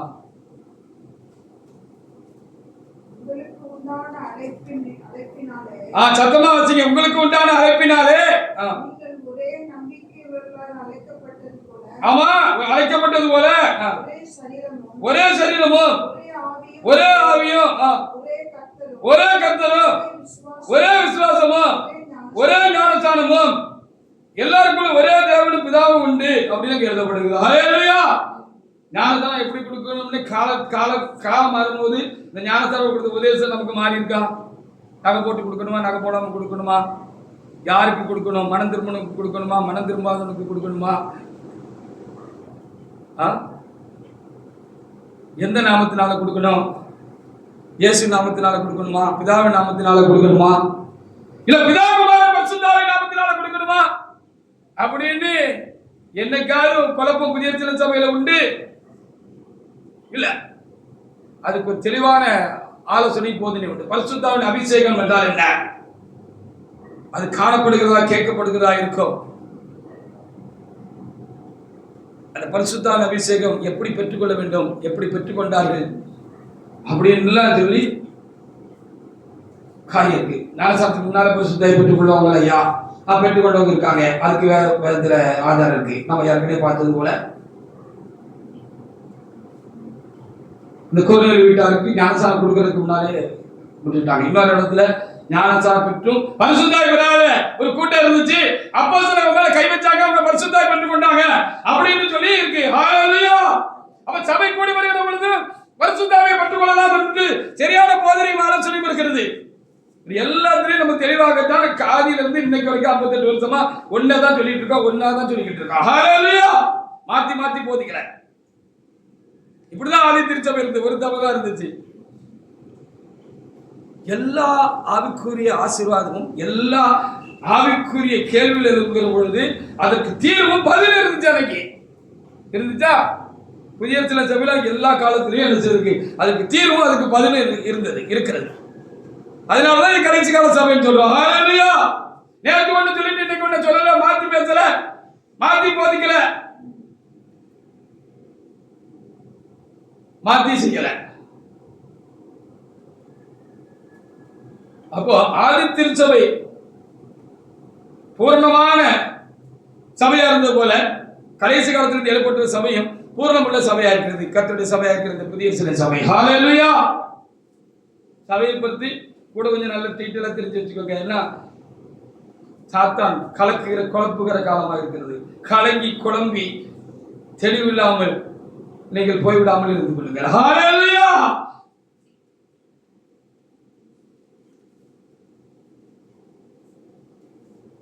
அப்ப ஆதி திருச்சபை யூதர்கள் மத்தியில எழுப்பப்பட்டது. கடைசி கால திருச்சபையானது பிரஜாதிகள் மத்தியில் இருந்து எழுப்பி இருக்கிறது. ஹல்லேலூயா. நம்முடைய திருச்சபையுடைய அப்போஸ்தலர் இருந்தால ராசனையா அவர்கள் ஒரு யூதன் அல்ல. ஹல்லேலூயா. அவர் ஒரு தமிழராக இருந்தார், ஒரு இந்தியனாக இருந்தார், பிரஜாதிகாரனாக இருந்தார், ஆனால் பயபக்தி உள்ளவராக இருந்தார், தேவனுக்கு பயப்படுகிற ஒரு மனிதனாக இருந்தார். பைபிளை தேடி தேடி வாசிக்கிறவராக அதில் ஆழத்தில் என்ன இருக்குன்னு பார்க்கிறவராக இருந்தார். அதுக்குள்ள ஒரு மகிமை உள்ள சபை இருந்ததை அவர் ஆவியில உணர்ந்தாரு. அப்படி ஒரு சபை நமக்கு வேண்டும்னு அவர் வாஞ்சியோடு இருந்தாரு. உன்னை கொண்டே நான் அந்த சபையை கட்டுறப்பா, நீதான் அதுக்கு தெரிந்து கொள்ளப்பட்ட மனுஷன் சொல்லி கர்த்தர் அவங்களுக்கு தரிசனமாகி அந்த காரியத்தை, சபை கட்டும்படியான காரியத்தை தேவனாக கர்த்தர் கொடுத்தார். அப்போ இப்போ ஆதி திருச்சபை யூதர்கள் மத்தியிலிருந்து எழுப்பிட்டு, யூதர்கள் மத்தியிலிருந்து எழுப்பி பிரஜாதிகளுக்கு எழுந்த பிரஜாதிகளுக்கு காலங்களில் பிரஜாதிகள் என்ன செஞ்சாங்க, அந்த சபைகளை கூட்டி சேர்க்கப்பட்டார்கள். இப்போ பிரஜாதிகள் மத்தியிலிருந்து கர்த்தர் சபை எழுப்பியிருக்கிறார். அவர் பச்சபாதம் உள்ளவர் அல்ல. நான் யூதர்கள் மத்தியிலிருந்து தான் அந்த கடைசி கால சபை எழுப்புன்னு சொல்ற மாதிரி ஆள் இல்லை. அன்னைக்கு யூதர்களை கொண்டு எழுப்பினேன் ஆதி திருச்சபையை. இன்னைக்கு கடைசி கால திருச்சபையை இந்த பிரஜாதிகளுக்கும் ஒரு ஆசீர்வாதத்தை, ஒரு சந்தர்ப்பத்தை கொடுக்கிறபடியாக நான் என்ன செய்ய போறேன். பிரஜாதிகள் மத்தியிலிருந்து என்ற சபை எழுப்பி, எப்படி ஆதி திருச்சபையானது யூதர்கள் மத்தியில் எழுப்பப்பட்டு சிலரிருந்த மற்ற பிரஜாதிக்காரர்களையும் அந்நிய ஜனங்களையும் சபையாக விட்டு கொண்டு சேர்த்து ஒரே சபையாக எழுப்பப்பட்டது போல எழுப்பி, அது தேவனுடைய வாசகம் செலவாக அது எழுப்பினது போல கடைசி காலங்களில் ஒரு நாட்களில் பிரஜாதிகளிலிருந்து ஒரு தேவனுடைய மனுஷனை தெரிந்து கொண்டு அவர் அப்போஸ்தலராக கர்த்தர் ஆசீர்வதித்து, தரிசனமாகி ஆசீர்வதித்து, இந்த பிரஜாதிகள் முதலை கூட்டி சேர்த்து இந்த பிரஜாதிகளோடு கூட சேர்த்து யூதர்களையும் கூட்டி சேர்ப்பது கர்த்தருடைய கடைசி கால திட்டமாக ஒரு ஆதீனத்திலே இருந்திருக்கிறது என்பதை நான் தியானிக்கிற பொழுது நான் விளங்கிக் கொண்டேன். அப்போ பிரஜாதிகளிலிருந்து இந்த சபை எழுப்பப்பட்டிருக்கிறது. பிரஜாதிகள் நாம் முதற்பலனாக நாம் கூட்டி சேர்க்கப்பட்டிருக்கிறார். நம்மோடு கூட இன்னும் எங்கும் சிதறிருக்கிறான மக்களை மாத்திரமல்ல, யூதர்களையும் இந்த கடைசி கால திருச்சபையில தேவனாக அந்த பூர்வமான சபையில கொண்டு வந்து சேர்த்து ஒரே சபையாக்கி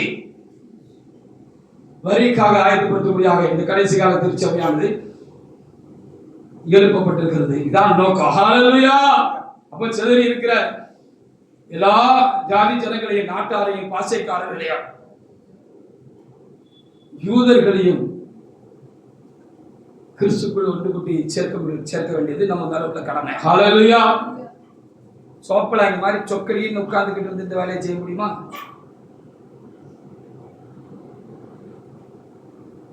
வெந்ததை தின்னுட்டு விதி வந்தா செத்து போவோம் அப்படின்னு சொல்லி சபைக்குள்ளேயே நமக்கு உட்கார்ந்து இருந்தா இந்த கதை நடக்குமா? ராம ஆண்டான ராவண ஆண்டான நமக்கு ஒரு கவலை இல்லைன்னு சொல்லிட்டு அப்படி ஒரு ஆள் சொன்னான். ஒரு நாள் சபையில ஒரு பிரச்சனை நடந்துகிட்டு இருக்கு. ராம ஆண்டான ராவண ஆண்டான நமக்கு என்ன கவலை, நமக்கு ஒரு கவலை இல்லை ஒரு விசுவாசி சொன்னான். அவன் இப்ப சபையில இல்லை. அப்படி இருக்கிறதுக்கா ஆண்டவர் திரும்ப பிரஜாதிகள் மத்தியில இருந்து ஒரு தேவனுடைய மனுஷனை எழுப்பி, ஒரு பிரஜாதிக்காரரை எழுப்பி தேவனுடைய கருத்து சபை எழுப்பி இருக்கிறார். இது பிரஜாதிகள் மத்தியிலும் பரம்பி பலம் தர வேண்டும். யூதர்கள் மத்தியில் அது பரம்பி அவர்களை கூட்டி சேர்க்க வேண்டும். ஒரே சபையாக கர்த்தருடைய நாளுக்கென்று சபையாக ஆயத்தப்பட வேண்டும். சபையும் ஆயத்தப்பட வேண்டும்.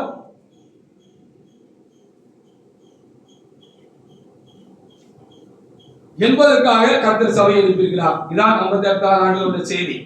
அப்ப ஏதோ ஒரு வேலை ஒண்ணு தீவிரமா நடக்கும் பொழுது யாரு அந்த தாகத்தோடு வேகத்தோடையும் இருக்காங்களோ அவங்களை கொண்டு கர்த்தர் அதை செய்வார்.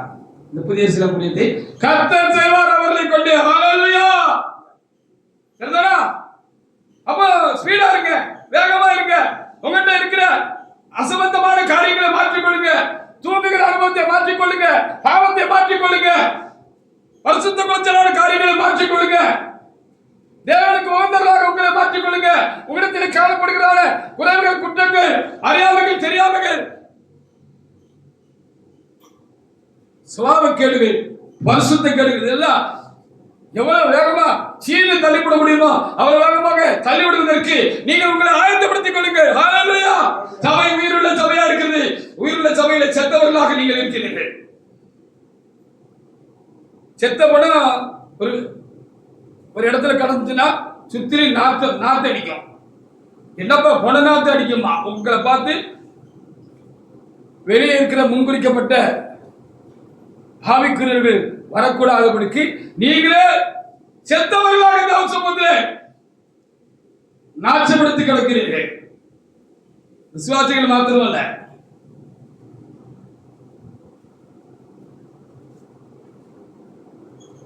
இயேசு அன்பாகவே இருக்கிறார். எப்படியா காட்ட போற? நீ நீ எப்படி காட்ட போற? இயேசு அன்பா இருக்கிறார் என்பதை எப்படி காட்ட போறீங்க நீங்க? நீ கூட இருக்கிற சகோதரருக்கு அன்பா இருந்தாலும் அதை காட்டணும், அவங்க கூட ஐக்கியமா இருந்தாலும் காட்டணும்.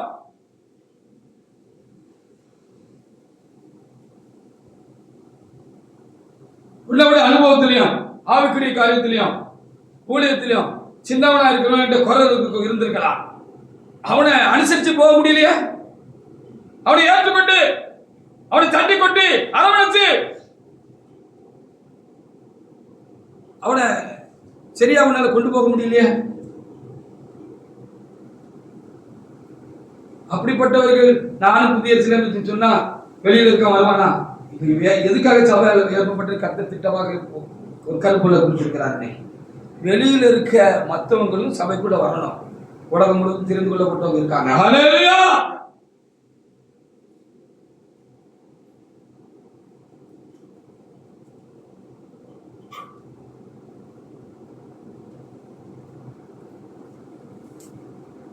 சரீர பிரகாரமான எருசலேம்ல ஒரு ஆலயம் எழுப்பப்பட்டது அல்லவா? ஆதியிலே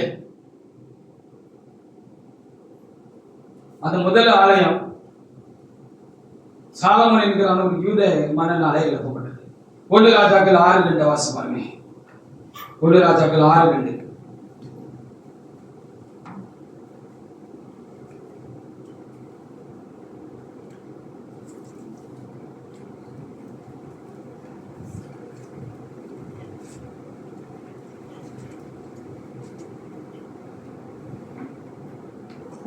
சாலமோன் ராஜா கர்த்தருக்கு ஆலயம் கட்டின ஆலயம் 60 முழ நீளமும் 20 முழ அகலமும் 30 முழ உயரமா இருந்தது. சாலமோன் ராஜா கட்டின ஆலயம் என்று அது அளவு குறிச்சிங்கிறது. ஹல்லேலூயா. அப்ப தாவீது ராஜா சாலை கட்ட வேண்டும் என்று சொல்லி அநேக காரியங்களை சமர்த்தி வைத்தார். ஆனால் ஆலயத்தை கட்ட தேவன் சித்தம் கொண்டிருந்தது சாலமோனை கொண்டே. ஹல்லேலூயா. அவர் முதல் ஆலயத்தை கட்டினார் அப்படின்னு எழுதப்பட்டிருக்கிறது. இந்த ஆலயம் காலத்தில் என்ன செய்யப்பட்டது? ரோமனுடைய காலங்களில் அது இடிக்கப்பட்டு அது போயிட்டு இரண்டாவது ஒரு ஆலயம் எழுப்பப்பட்டது என்று அதே பழைய ஏற்பாட்டில் இருக்கிறது. அதை எழுப்பினது ஒரு புறஜாதி ராஜா, ஒரு அந்நிய தேசத்து ராஜா தான் அதை எழுப்ப கர்த்தர் சித்தமா இருந்தார். அவர் பேரை எழுதி வச்சிருக்கிறாரு. அவர் காலத்துல தான் அது கட்டப்பட்டது என்று எழுதப்பட்டிருக்கிறது. ஏசாயா 44:28. ஹல்லேலூயா. ஏசாயா 44:28.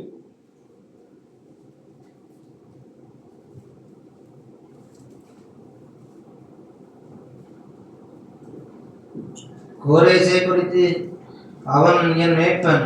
கோரேசை குறித்து அவன் என் மேய்ப்பன். அவன் எருசலேமை நோக்கி நீ கட்டப்படு என்று தேவாலயத்தை நோக்கி நீ அஸ்திபாரப்படு என்று சொல்லி எனக்கு பிரியமானது எல்லாம் நிறைவேற்றுவான் என்று சொல்லுகிறவர் நானு. ஆண்டவர் சொல்லி வச்சிருக்கிறார், தேவன் சொல்லி வச்சிருக்கிறார். ஹல்லேலூயா.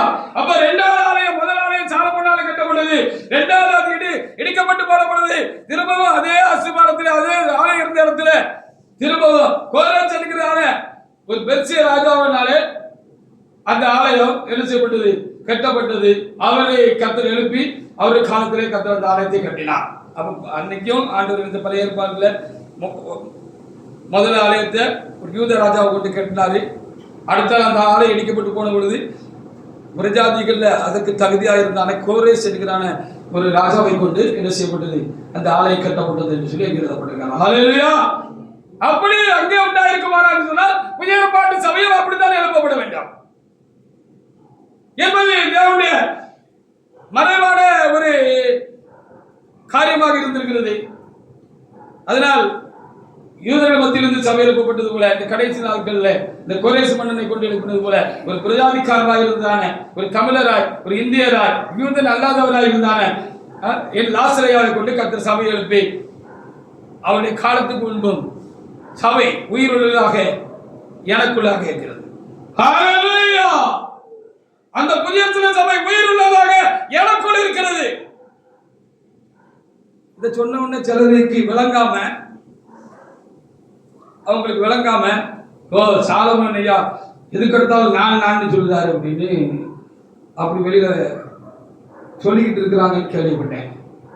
சேனை குறித்து சொல்லும் பொழுது சபை திருப்பி எழுப்பி கட்டுவதற்கு தலைமைக்கு அப்புறம் கர்த்தர் எனக்கு தான் அதிகாரம் கொடுத்திருக்கிறாருன்னு சொல்லும்போது நான் அதை தனியா சொல்ல முடியும். ஹalleluya. ஹalleluya.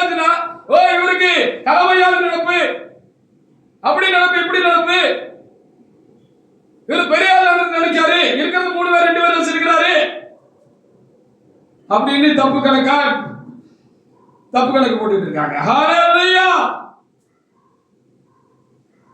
நேத்து கடந்த வாரங்களில் நடந்த சில சம்பவங்கள் சம்பாஷணைகள் இவைகள் எல்லாம் மனதிலே வைத்து நான் சிந்தித்துக் கொண்டிருந்தேன்.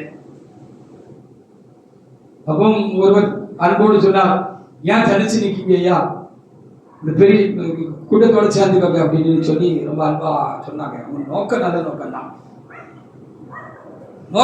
நோக்கம்தான், ஆனா தேவ சித்தமா இருக்கணும்ல. அப்போ அப்படியே பேசப்பட்ட காரியங்கள் எல்லாம் நினைச்சுக்கிட்டு நேற்று சாயங்காலமும் நேரம் செய்யாமல் இருந்தாலும் இருக்கு. நான் அதை அப்படி நம்ம நினைச்சு அதை பார்த்துக்கிட்டே இருந்தேன் நடந்த சம்பவங்கள் பேச்செல்லாம். அப்ப திடீர்னு கர்த்தருடைய ஆவியானவர் எனக்குள்ள இருந்து பேசினார், நீ தனிச்சு இருந்தாலும் என் கூட இரு, மனசு கூட இராதே அப்படின்னு சொன்னார். ஹalleluya. இப்படி நான் இதை சிந்திச்சுக்கிட்டு இருக்கும் பொழுது டக்குனு எனக்குள்ள இருக்கிற தேவனுடைய ஆவியானவர், கிறிஸ்துவானவர், என் தேவனானவர் என்கிட்ட டக்குனு எனக்குள்ள இருந்து பேசினாரு, நீ தனியா இருந்தாலும் ஏன் கூட இரு, மனுஷன் கூட இராதுன்னாரு. அப்போ இவங்கெல்லாம் மாம்சத்துக்குரியவர்கள், மாம்சத்துக்குரிய கிரியல் எல்லாம் இவங்களுக்கு இருக்கு. கலாச்சாரத்தில் எழுதின எல்லாம் இவங்க கிட்ட இருக்கு. பகை, வைராக்கியம், குரோதம், வன்மம், கசப்பு, பொய், புரட்டு, வலிவனை கண்டா பயம், எலிவனை கண்டா ஏறி நிற்கிறது.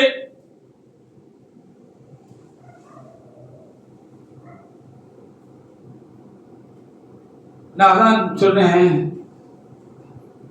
ஒரு கூட்டத்தோட போய் சேர்றது சபை ஒண்ணு சேர்றது இல்ல, எல்லா கூட்டமும் ஒண்ணு சேர்றது தான் சபை ஒண்ணு சேர்றது அப்படின்னு சொன்ன ஒரு காரியத்தை. ஹalleluya. சரிதானா? ஒரு கூட்டத்தோட போய் சேர்ந்தாதான் சபையா? நீங்க மாம்சத்துக்குரியவர்களாக இருக்கிற பொழுது உங்களோட கூட ஆவிக்குரியவர்கள் எப்படி வந்து சேருவார்கள் என்பவர்களே.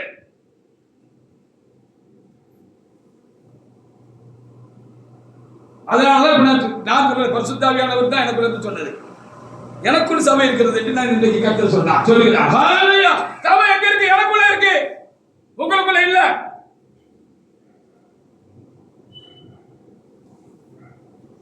நீங்க சபைக்குள்ள இல்ல, சபைக்கு வெளியே தான் இருக்கிறீங்க.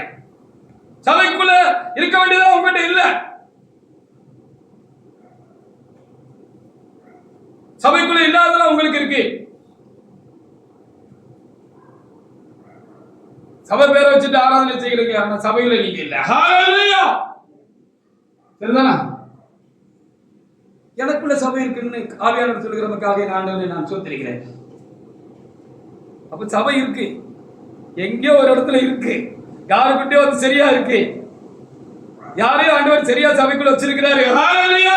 தமக்குள்ள வச்சிருக்கிறாரு. அந்த ஒரு ஆளை கொண்டு கர்த்தர் என்ன செய்ய முடியும்? தொடர்ந்து இந்த வேலையை தீவிரமாக செய்ய முடியும்.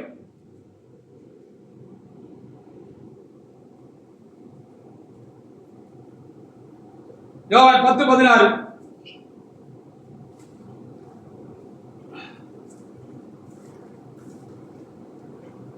நாம் காரியத்தை புரிந்து கொள்ளாமல்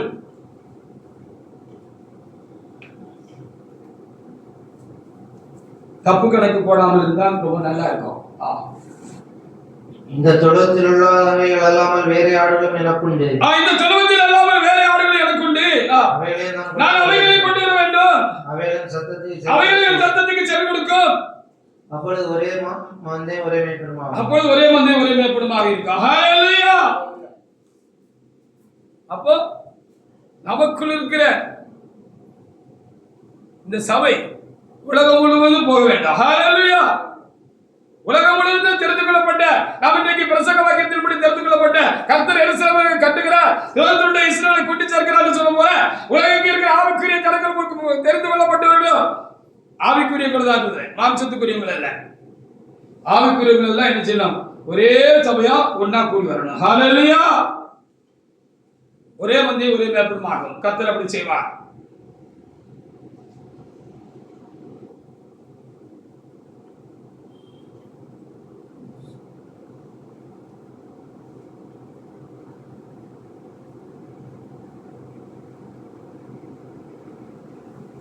அப்போ இந்த திருச்சபையை தொடர்ந்து கட்டி அதை பரிசுத்தப்படுத்தி அதை பூரணப்படுத்தி வருகைக்காக ஆயத்தப்படுத்துவதற்காக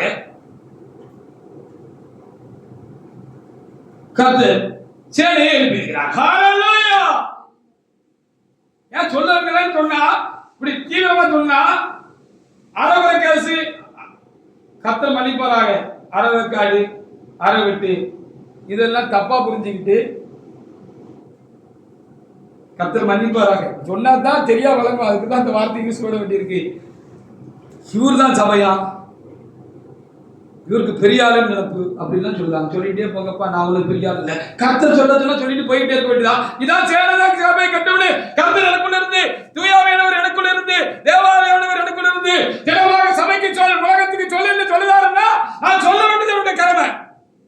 4 பேர் உட்கார்ந்துருக்கனாலதான் நம்ப மாட்டேங்க. 4000 பேர் இருந்தா நம்புவீங்கல்ல. அப்படி ஒரு காலம் வருகிறது. ரொம்ப லேட்டா பின்னால நீங்க வந்திருப்பீங்க. அதுதான் வேதத்தில் சொல்லப்பட்டிருக்கிறது. பிந்தினோர் முந்தினராய் இருப்பார்கள் சொல்லி, முந்தினோர் இருப்பாங்க. அப்ப ரொம்ப லேட் ஆயிடுவீங்க. ஏன் தேவனத்துல கேட்கலாம்ல? நீங்க தேவனத்துல கேட்டு எதையும் செய்யுங்க. நீங்க எடுத்து வைக்கிற ஒவ்வொரு அடியும் தேவனத்துல கேட்டு நீங்க ஆண்டவருடைய சித்தத்தை அறிந்து திட்டமாய் உணர்ந்து அறிந்து நீங்க ஒவ்வொரு ஸ்டெப்பையும் எடுத்து வைங்க. ஹல்லேலூயா. நான் குடும்பம் மட்டும் அப்படியே செய்ய பிரயாசப்பட்டு இருக்கிறேன். தேவனுக்குள் தேவன் என்னை அப்படிதான் நடத்துகிறார்.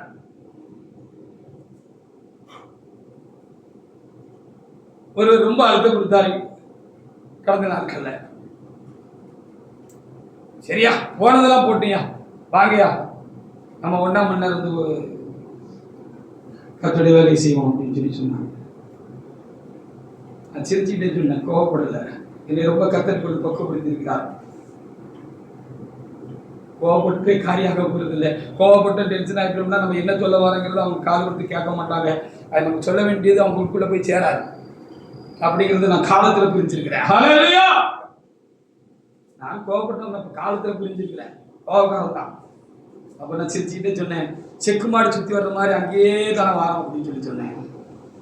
செக்கு மாடு சுத்தி அங்கேயே வர்ற மாதிரி தானே வாரம்னு சொல்லிட்டு ஒரு வார்த்தையை சொன்னேன். வெளிப்படையாக கூட்டங்கள் சேர்கிறதும் கூட்டமாய் ஒரே கூட்டமாய் சேருகிறதும் சபை ஒன்று சேர்கிறது அல்ல. ஒவ்வொருவருடைய மனமும் ஒவ்வொருவரோடு கூட ஒன்று சேர்ந்து ஒன்றா இருக்கிறதும், அந்த ஆதி நிலையில நாம் ஒருவரை நம்புகிறதும், ஒருவரத்தில் முக்கியமான அன்பு கொள்கிறதும், நடந்ததெல்லாம் முழுசும் மன்னிச்சிடுறதும், மனதளவுல நம்ம ஒன்று சேர்றதுதான் சபை ஒன்று கூடி சேர்றது. இது இறைவன் தான் செய்யணும். அதுக்கு இன்னும் காலம் வரலன்னு சொல்லி சொன்னேன். அதுக்கு காரியங்கள்லாம் நிறைய இருக்கு. அப்ப அவர்கள் செய்த தப்ப அவரவர்கள் ஒத்துக்கொண்டு தங்களை தாழ்த்தி ஒருவருக்கு செய்த அநியாயங்களை, சபைக்கு செய்த அநியாயங்களை, தலைமைக்கு செய்த அநியாயங்களை எல்லாவற்றையும் உண்மையாக ஒத்துக்கொண்டு ஏற்றுக்கொண்டு தாழ்த்தி தேவனிடத்திலும் பாவரிக்க செய்து சபையின் மத்தியிலும் பாவரிக்க செய்து ஒருவருக்கு குறை உண்டாயிருக்குமானால் ஒருவருக்கு ஒருவர் மன்னிப்பு கேட்டு மனதளவுல எப்ப ஒண்ணு சேர்றோமோ அப்பதான் சபை ஒண்ணாகும்னு சொன்னேன். சரிதான? ஹல்லேலூயா. அதுக்கு கூடிய பக்குவத்துல நம்ம இல்லை அப்படின்னு சொன்னேன். நான் இருக்கேன்.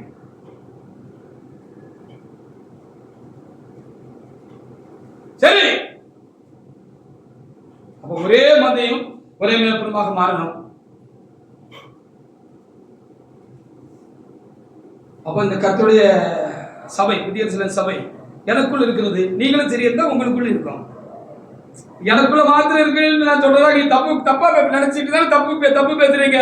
நீங்களும் சரியாக கற்றுக்கொண்ட உபதேசத்தில் நினைத்திருக்கிறீர்கள். தலைமை மூலமாக சபை மூலமாக கற்றுக்கொண்ட உபதேசங்களிலே நீங்கள் நினைத்திருந்திருக்கிறீர்கள் என்று சொன்னால் உங்களுக்குள்ள சபை இருக்கிறது. அப்படிதானே? உங்களுக்குள்ள சபை இருக்கிறது. அப்ப நேசமணிக்குள்ளேயும் சபை இருக்கலாம், சாட்சிக்குள்ளேயும் சபை இருக்கலாம், அவருக்குள்ளே சபை இருக்கலாம். அதை திடமா சொல்றதுக்கு உங்களுக்கு தைரியம் ஆவியில உண்டாயிருக்கணும். எனக்கு ஏதோ உண்டாயிருக்கும் போல இருக்கு, படார்னு உள்ள இருந்து வந்துட்டு.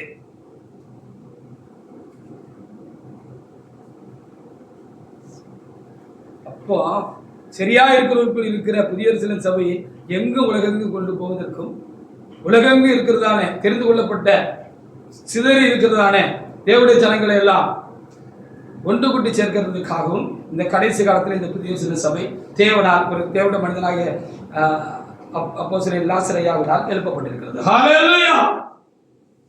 இப்பொழுது சபை நமக்குள் இருக்கிறது. இப்படி சபை யாருக்குள்ளெல்லாம் இருக்கிறதோ அவர்கள் எல்லாம் இனி முதல் பலன்களை போல ஒன்று கூட்டி சேர்ப்பார் இறைவன். அவர்களில் இருந்து அவர்களை கொண்டு தேவனாய கர்த்தர் என்ன செய்வார்? இனி இந்த சபையை உலகத்துக்கு கொண்டு செல்வார்.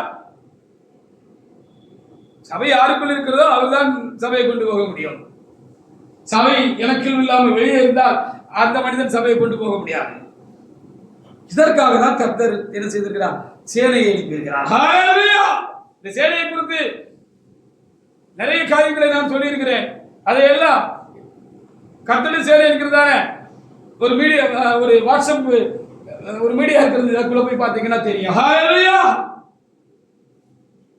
இந்த சேனை சபையிலிருந்து சபைக்காக எழுப்பப்பட்டதுன்னு சொல்லியிருக்கேன் இதுக்கு முந்தின காலங்களில். சேனை இங்க இருந்துச்சு, வெளியில இருந்தா வந்துச்சு. சேனை வெளியில இருந்தா வந்துச்சு. சேனை சபையிலிருந்து சபைக்காக எழுப்பப்பட்டிருக்கிறது நான் சொன்னாரு. அதை நான் சொல்றேன். இப்ப சபை தான் சேனையா இருக்குன்னு சொல்றாரு. அதுவே நான் சொல்றேன். ஏன்னா சபை சேனைக்குள்ளதான் இருக்கு, சேனைக்கு வெளியில சபை இல்லை.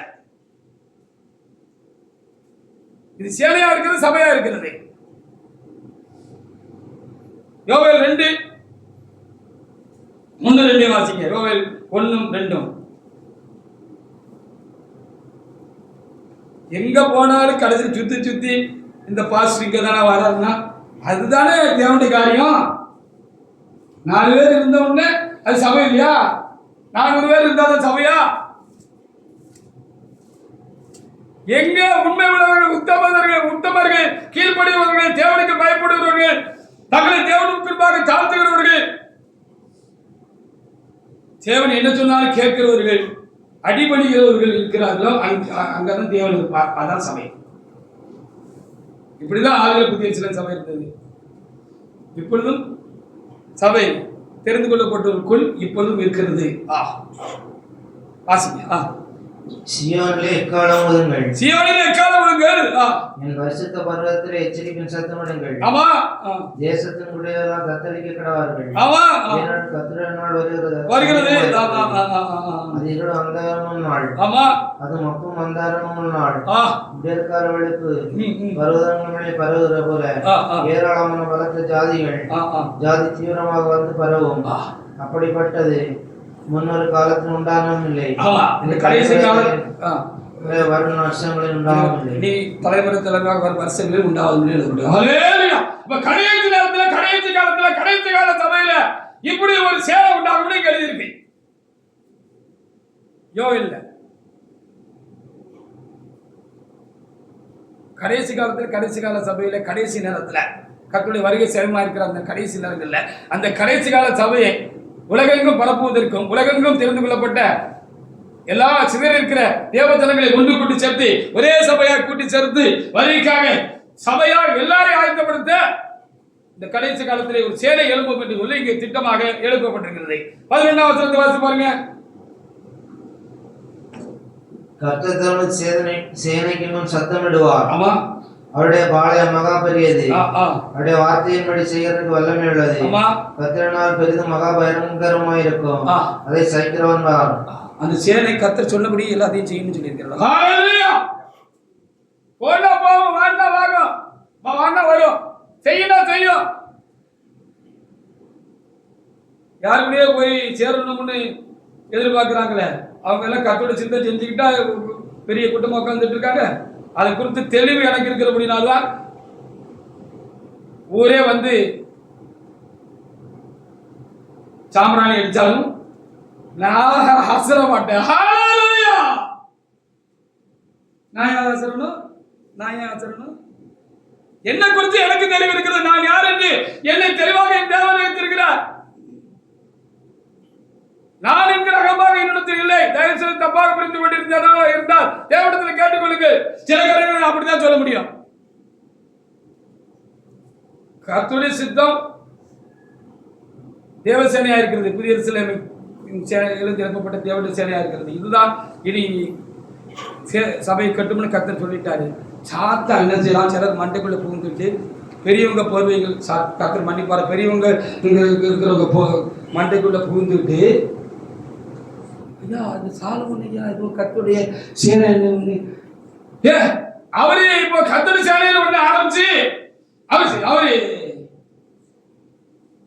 சபையை விட்டு பிரிச்சு விட்டாரு. இப்படி போய் பிரசங்கம் பண்ணிக்கிட்டு இருக்காங்க.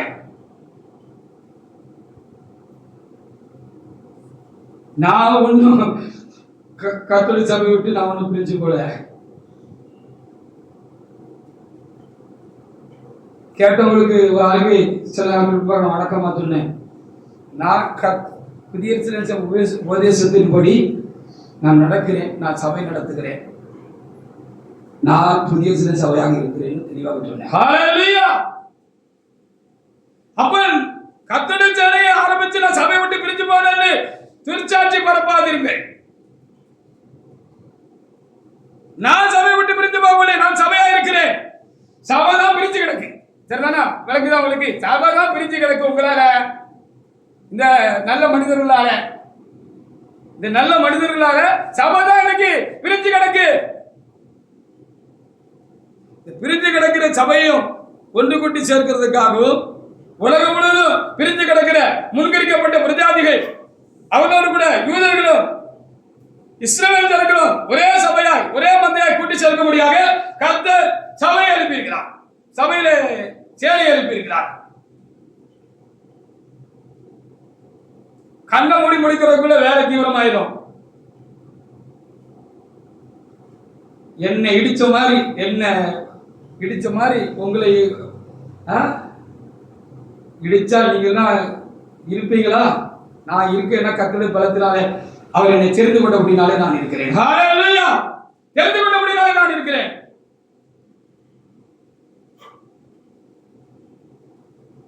தெரிந்து கொள்ளப்பட்ட அப்படினாலே நான் இருக்கிறேன்.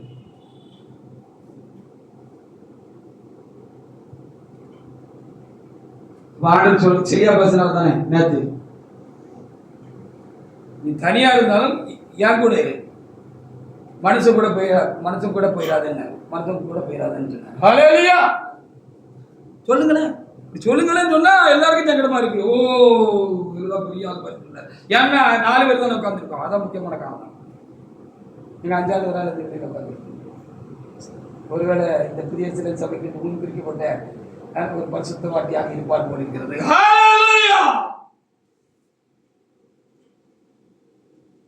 எந்த நேரத்தில் கர்த்தர் என்ன வேலை செய்வார்னு தெரியாது. ஆனா என்ன உறுதியா நிப்பாட்டி வச்சிருக்கிறேன்.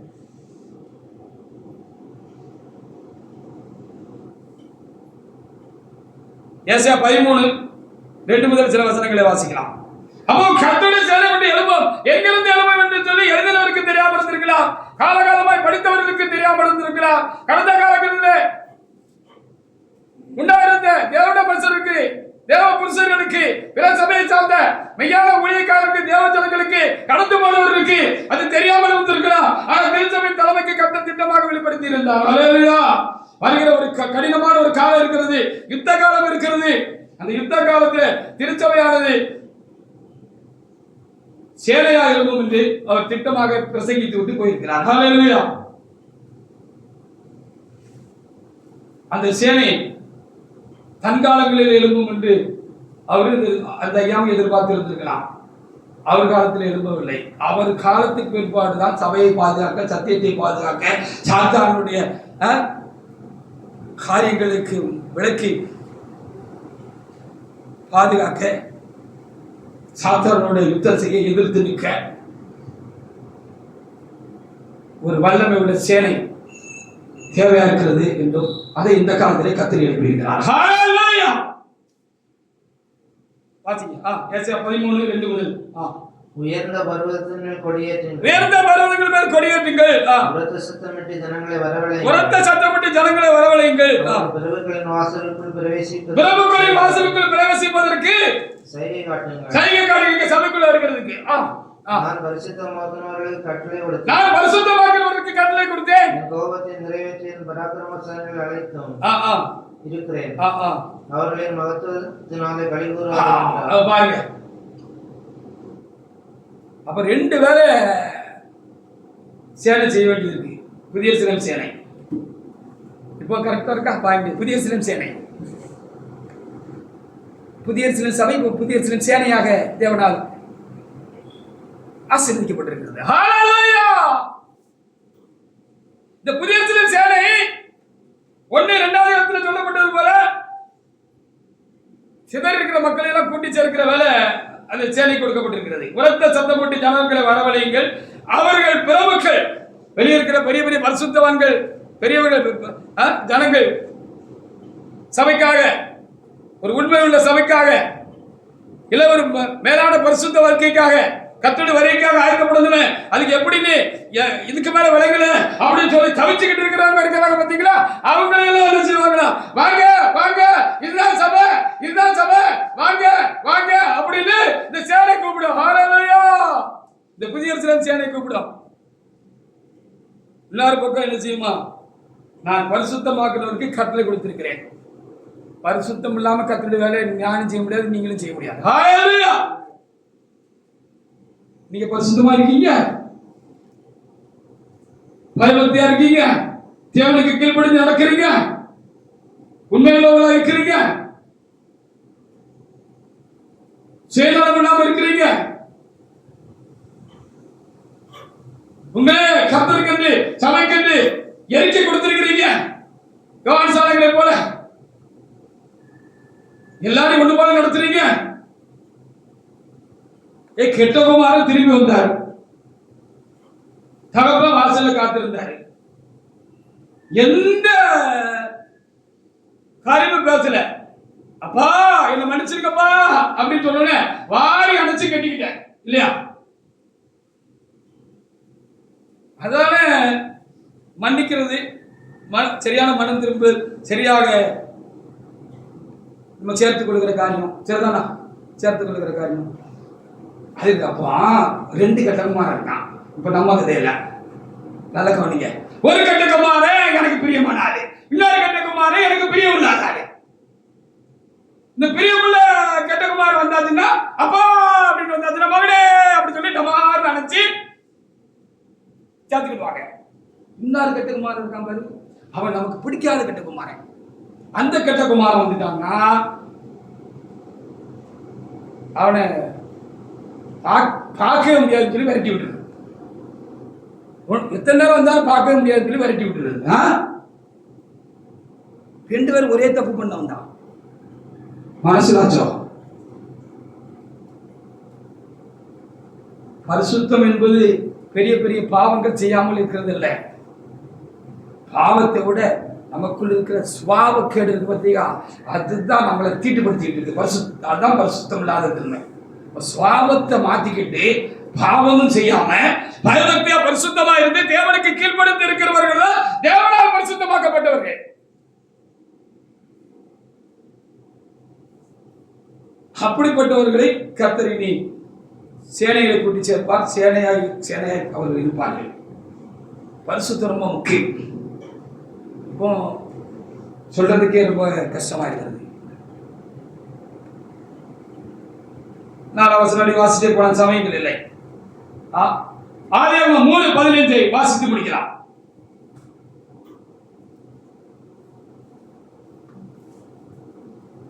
ஆதியாகமம் 3:15.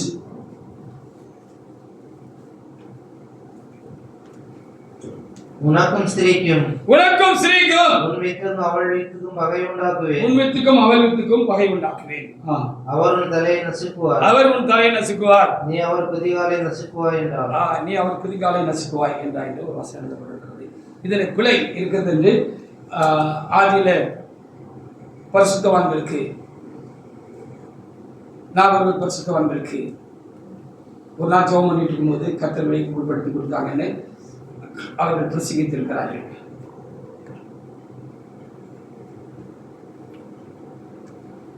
நாங்களும் கேட்டிருக்கிறோம், நீங்களும் கேட்டிருப்பீர்கள்.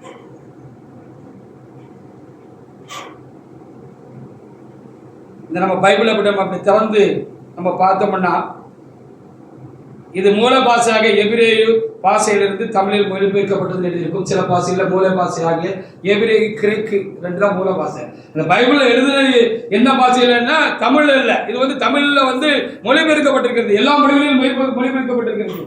ஆனா மூல பாஷை என்னன்னா எந்த பாஷையில எழுதுனாங்கன்னா ஒன்னு எபிரேயு, இன்னொன்னு கிரேக்க பாஷையில எழுதியிருக்கு. அந்த கிரேக்க பாஷையில எப்படி இருக்குன்னு சொல்லி பார்த்தா, உனக்கும் ஸ்ரீக்கும் உன் வித்துக்கும் அவள் வித்துக்கும் பகை உண்டாக்குவேன், அது இட் அப்படின்னு இருக்கு.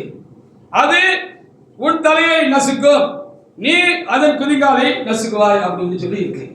இந்த பழைய ஜேம்ஸ் வெர்சன் ஒன்று இருக்கு இங்கிலீஷ் பைபிள்ல.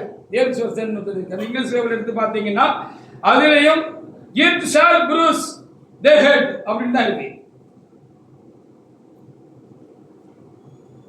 இது மாதா அம்மாவையும் சொல்லல, ஸ்ரீகளாகிய மக்களையும் பார்த்து சொல்லல. அப்ப ஸ்ரீயை பார்த்து சொல்லியிருந்தா அன்னைக்கு ஏவாள் அம்மா மட்டும்தான் இருந்தாங்க. அப்போ உனக்கும் உன்னிடத்துக்கும் அன்னைக்கு ஆண்டவர் சொல்லியிருக்கிறார். பரிசுத்தாவின் தெளிவாக எழுதி வைத்திருக்கிறார்.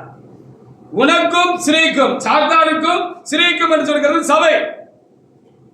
உனக்கும் சபையா இருக்கிற ஸ்ரீக்கும், சபையா இருக்கிற ஸ்ரீன்னு வித்தா இருக்கிறாரே கர்த்தருடைய சேனைக்கு பகை உண்டாக்குவேன் என்று எழுதியிருக்கிறது கர்த்தர் எனக்கு சொல்லியிருக்கிறார். தீர்க்கமா அதை பூரணமா சொல்லும் போது சொல்ல வேண்டியது வரும்ல. சிலர் போதிக்கிறார்கள், நல்ல காரியம் தான். அது என்ன அர்த்தம்னா, உனக்கும் ஸ்ரீக்கும் உன் வித்துக்கும் அவள் சித்துக்கும் பகை உண்டாக்குவேன் என்று சொன்னால், உனக்கும் ஸ்ரீயா இருக்கிற சபைக்கும், ஸ்ரீயா இருக்கிற சபையிலிருந்து தோன்றிய வித்தாக இருக்கிற கர்த்தருடைய சேனைக்கும் தேவ சேனைக்கும் பகை உண்டாக்குவேன். தேவ சேனை தான் நான் சொல்ல, சேனை தான் சொல்றேன். இந்த தேவ சேனை தான் என்ன செய்யும்? சாத்தானோடு எதிர்த்து நிற்கும். ஹல்லேலூயா! இது ஸ்ரீயோட வித்து.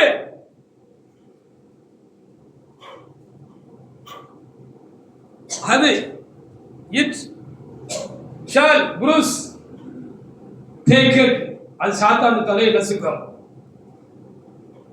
இந்த ஸ்ரீயின் வித்தா இருக்கிற சேனை தான் அந்த சாத்தானுடைய தலையை நசுக்கும் என்று சொல்லியிருக்கிறார். நான் என்று சொல்லவில்லை. புதிய எருசலேம் சேனை சாத்தானை நசுக்கும் என்று சொல்லியிருக்கிறார். நிறைய காரியங்கள் இருக்கிறது, இவைகளெல்லாம் தியானிப்பதற்கு ஒன்றுமில்லை. விசேஷமாக இன்னைக்கு பிரசங்க வாக்கியத்தின்படி சங்கீதம் 147:2 படி கர்த்தர் எருசலேமை கட்டுகிறார், புதிய எருசலேமை கட்டுகிறார். எதற்காக கட்டுகிறார்? சிதறி இருக்கிறான தேவஜனங்கள் எல்லாரையும், துரத்துண்ட இஸ்ரவேலர் எல்லாரையும், உள்ளும் புறமும் இருக்கிற முன்கடிக்கப்பட்ட தேவனுடைய மனிதர்களையும் ஆவிக்குரியவர்களையும் ஒன்று கூட்டி சேர்த்து வருகைக்காக ஆயத்தப்படுத்துவதற்காக கர்த்தர் கடைசி காலங்களில் ஒரு தேவனுடைய மனுஷனாக லாசருவை எழுப்பி, ஒரு அப்போஸ்தலரை எழுப்பி, இந்த சபையை கர்த்தர் எழுப்பி அவர்களுக்கு பின்பு கர்த்தர் நமக்குள்ளாக இருந்து சபையை தேவனாக நடத்தி கொண்டிருக்கிறார். நமக்குள்ளாக இருக்கிற இந்த சபை உலகம் முழுவதும் பரம்பி உலகம் முழுவதும் இருக்கிறவர்களை ஒன்றாய் கூட்டி சேர்க்கும். சபையிலிருந்து சிதறடிக்கப்பட்டவர்களும் உண்மை உணர்வு உண்டு, அவர்களாம் திரும்பவும் கூட்டி சேர்க்கப்படுவார்கள். சபைக்குள் இருந்துட்டு சபை நாமத்தை சொல்லிக்கொண்டு அநியாய மக்களை பண்ணி கொண்டு இருப்பீர்கள் என்று சொன்னார். சபையில நியாயத்திற்கு முந்தி துவங்கு காலமாக இருக்கிறது என்று எழுதப்பட்ட வேத வாக்கியம் நிறைவேறுகிற காலமாக இருக்கிறது. நான் ஜாக்கிரதையாக இருப்போம். நானும் மிகுந்த மனத்தாழ்மையும் உண்மை உள்ளவனாக, பயபக்தி உள்ளவனாக, கர்த்தருக்கு பயப்படுகிறவனாக, ஜாக்கிரதை உள்ளவனாக நானும் இருப்பேனாக. நாம் எல்லாரும் இருப்போமாக. கர்த்தர் சபையை கட்டுகிறார்.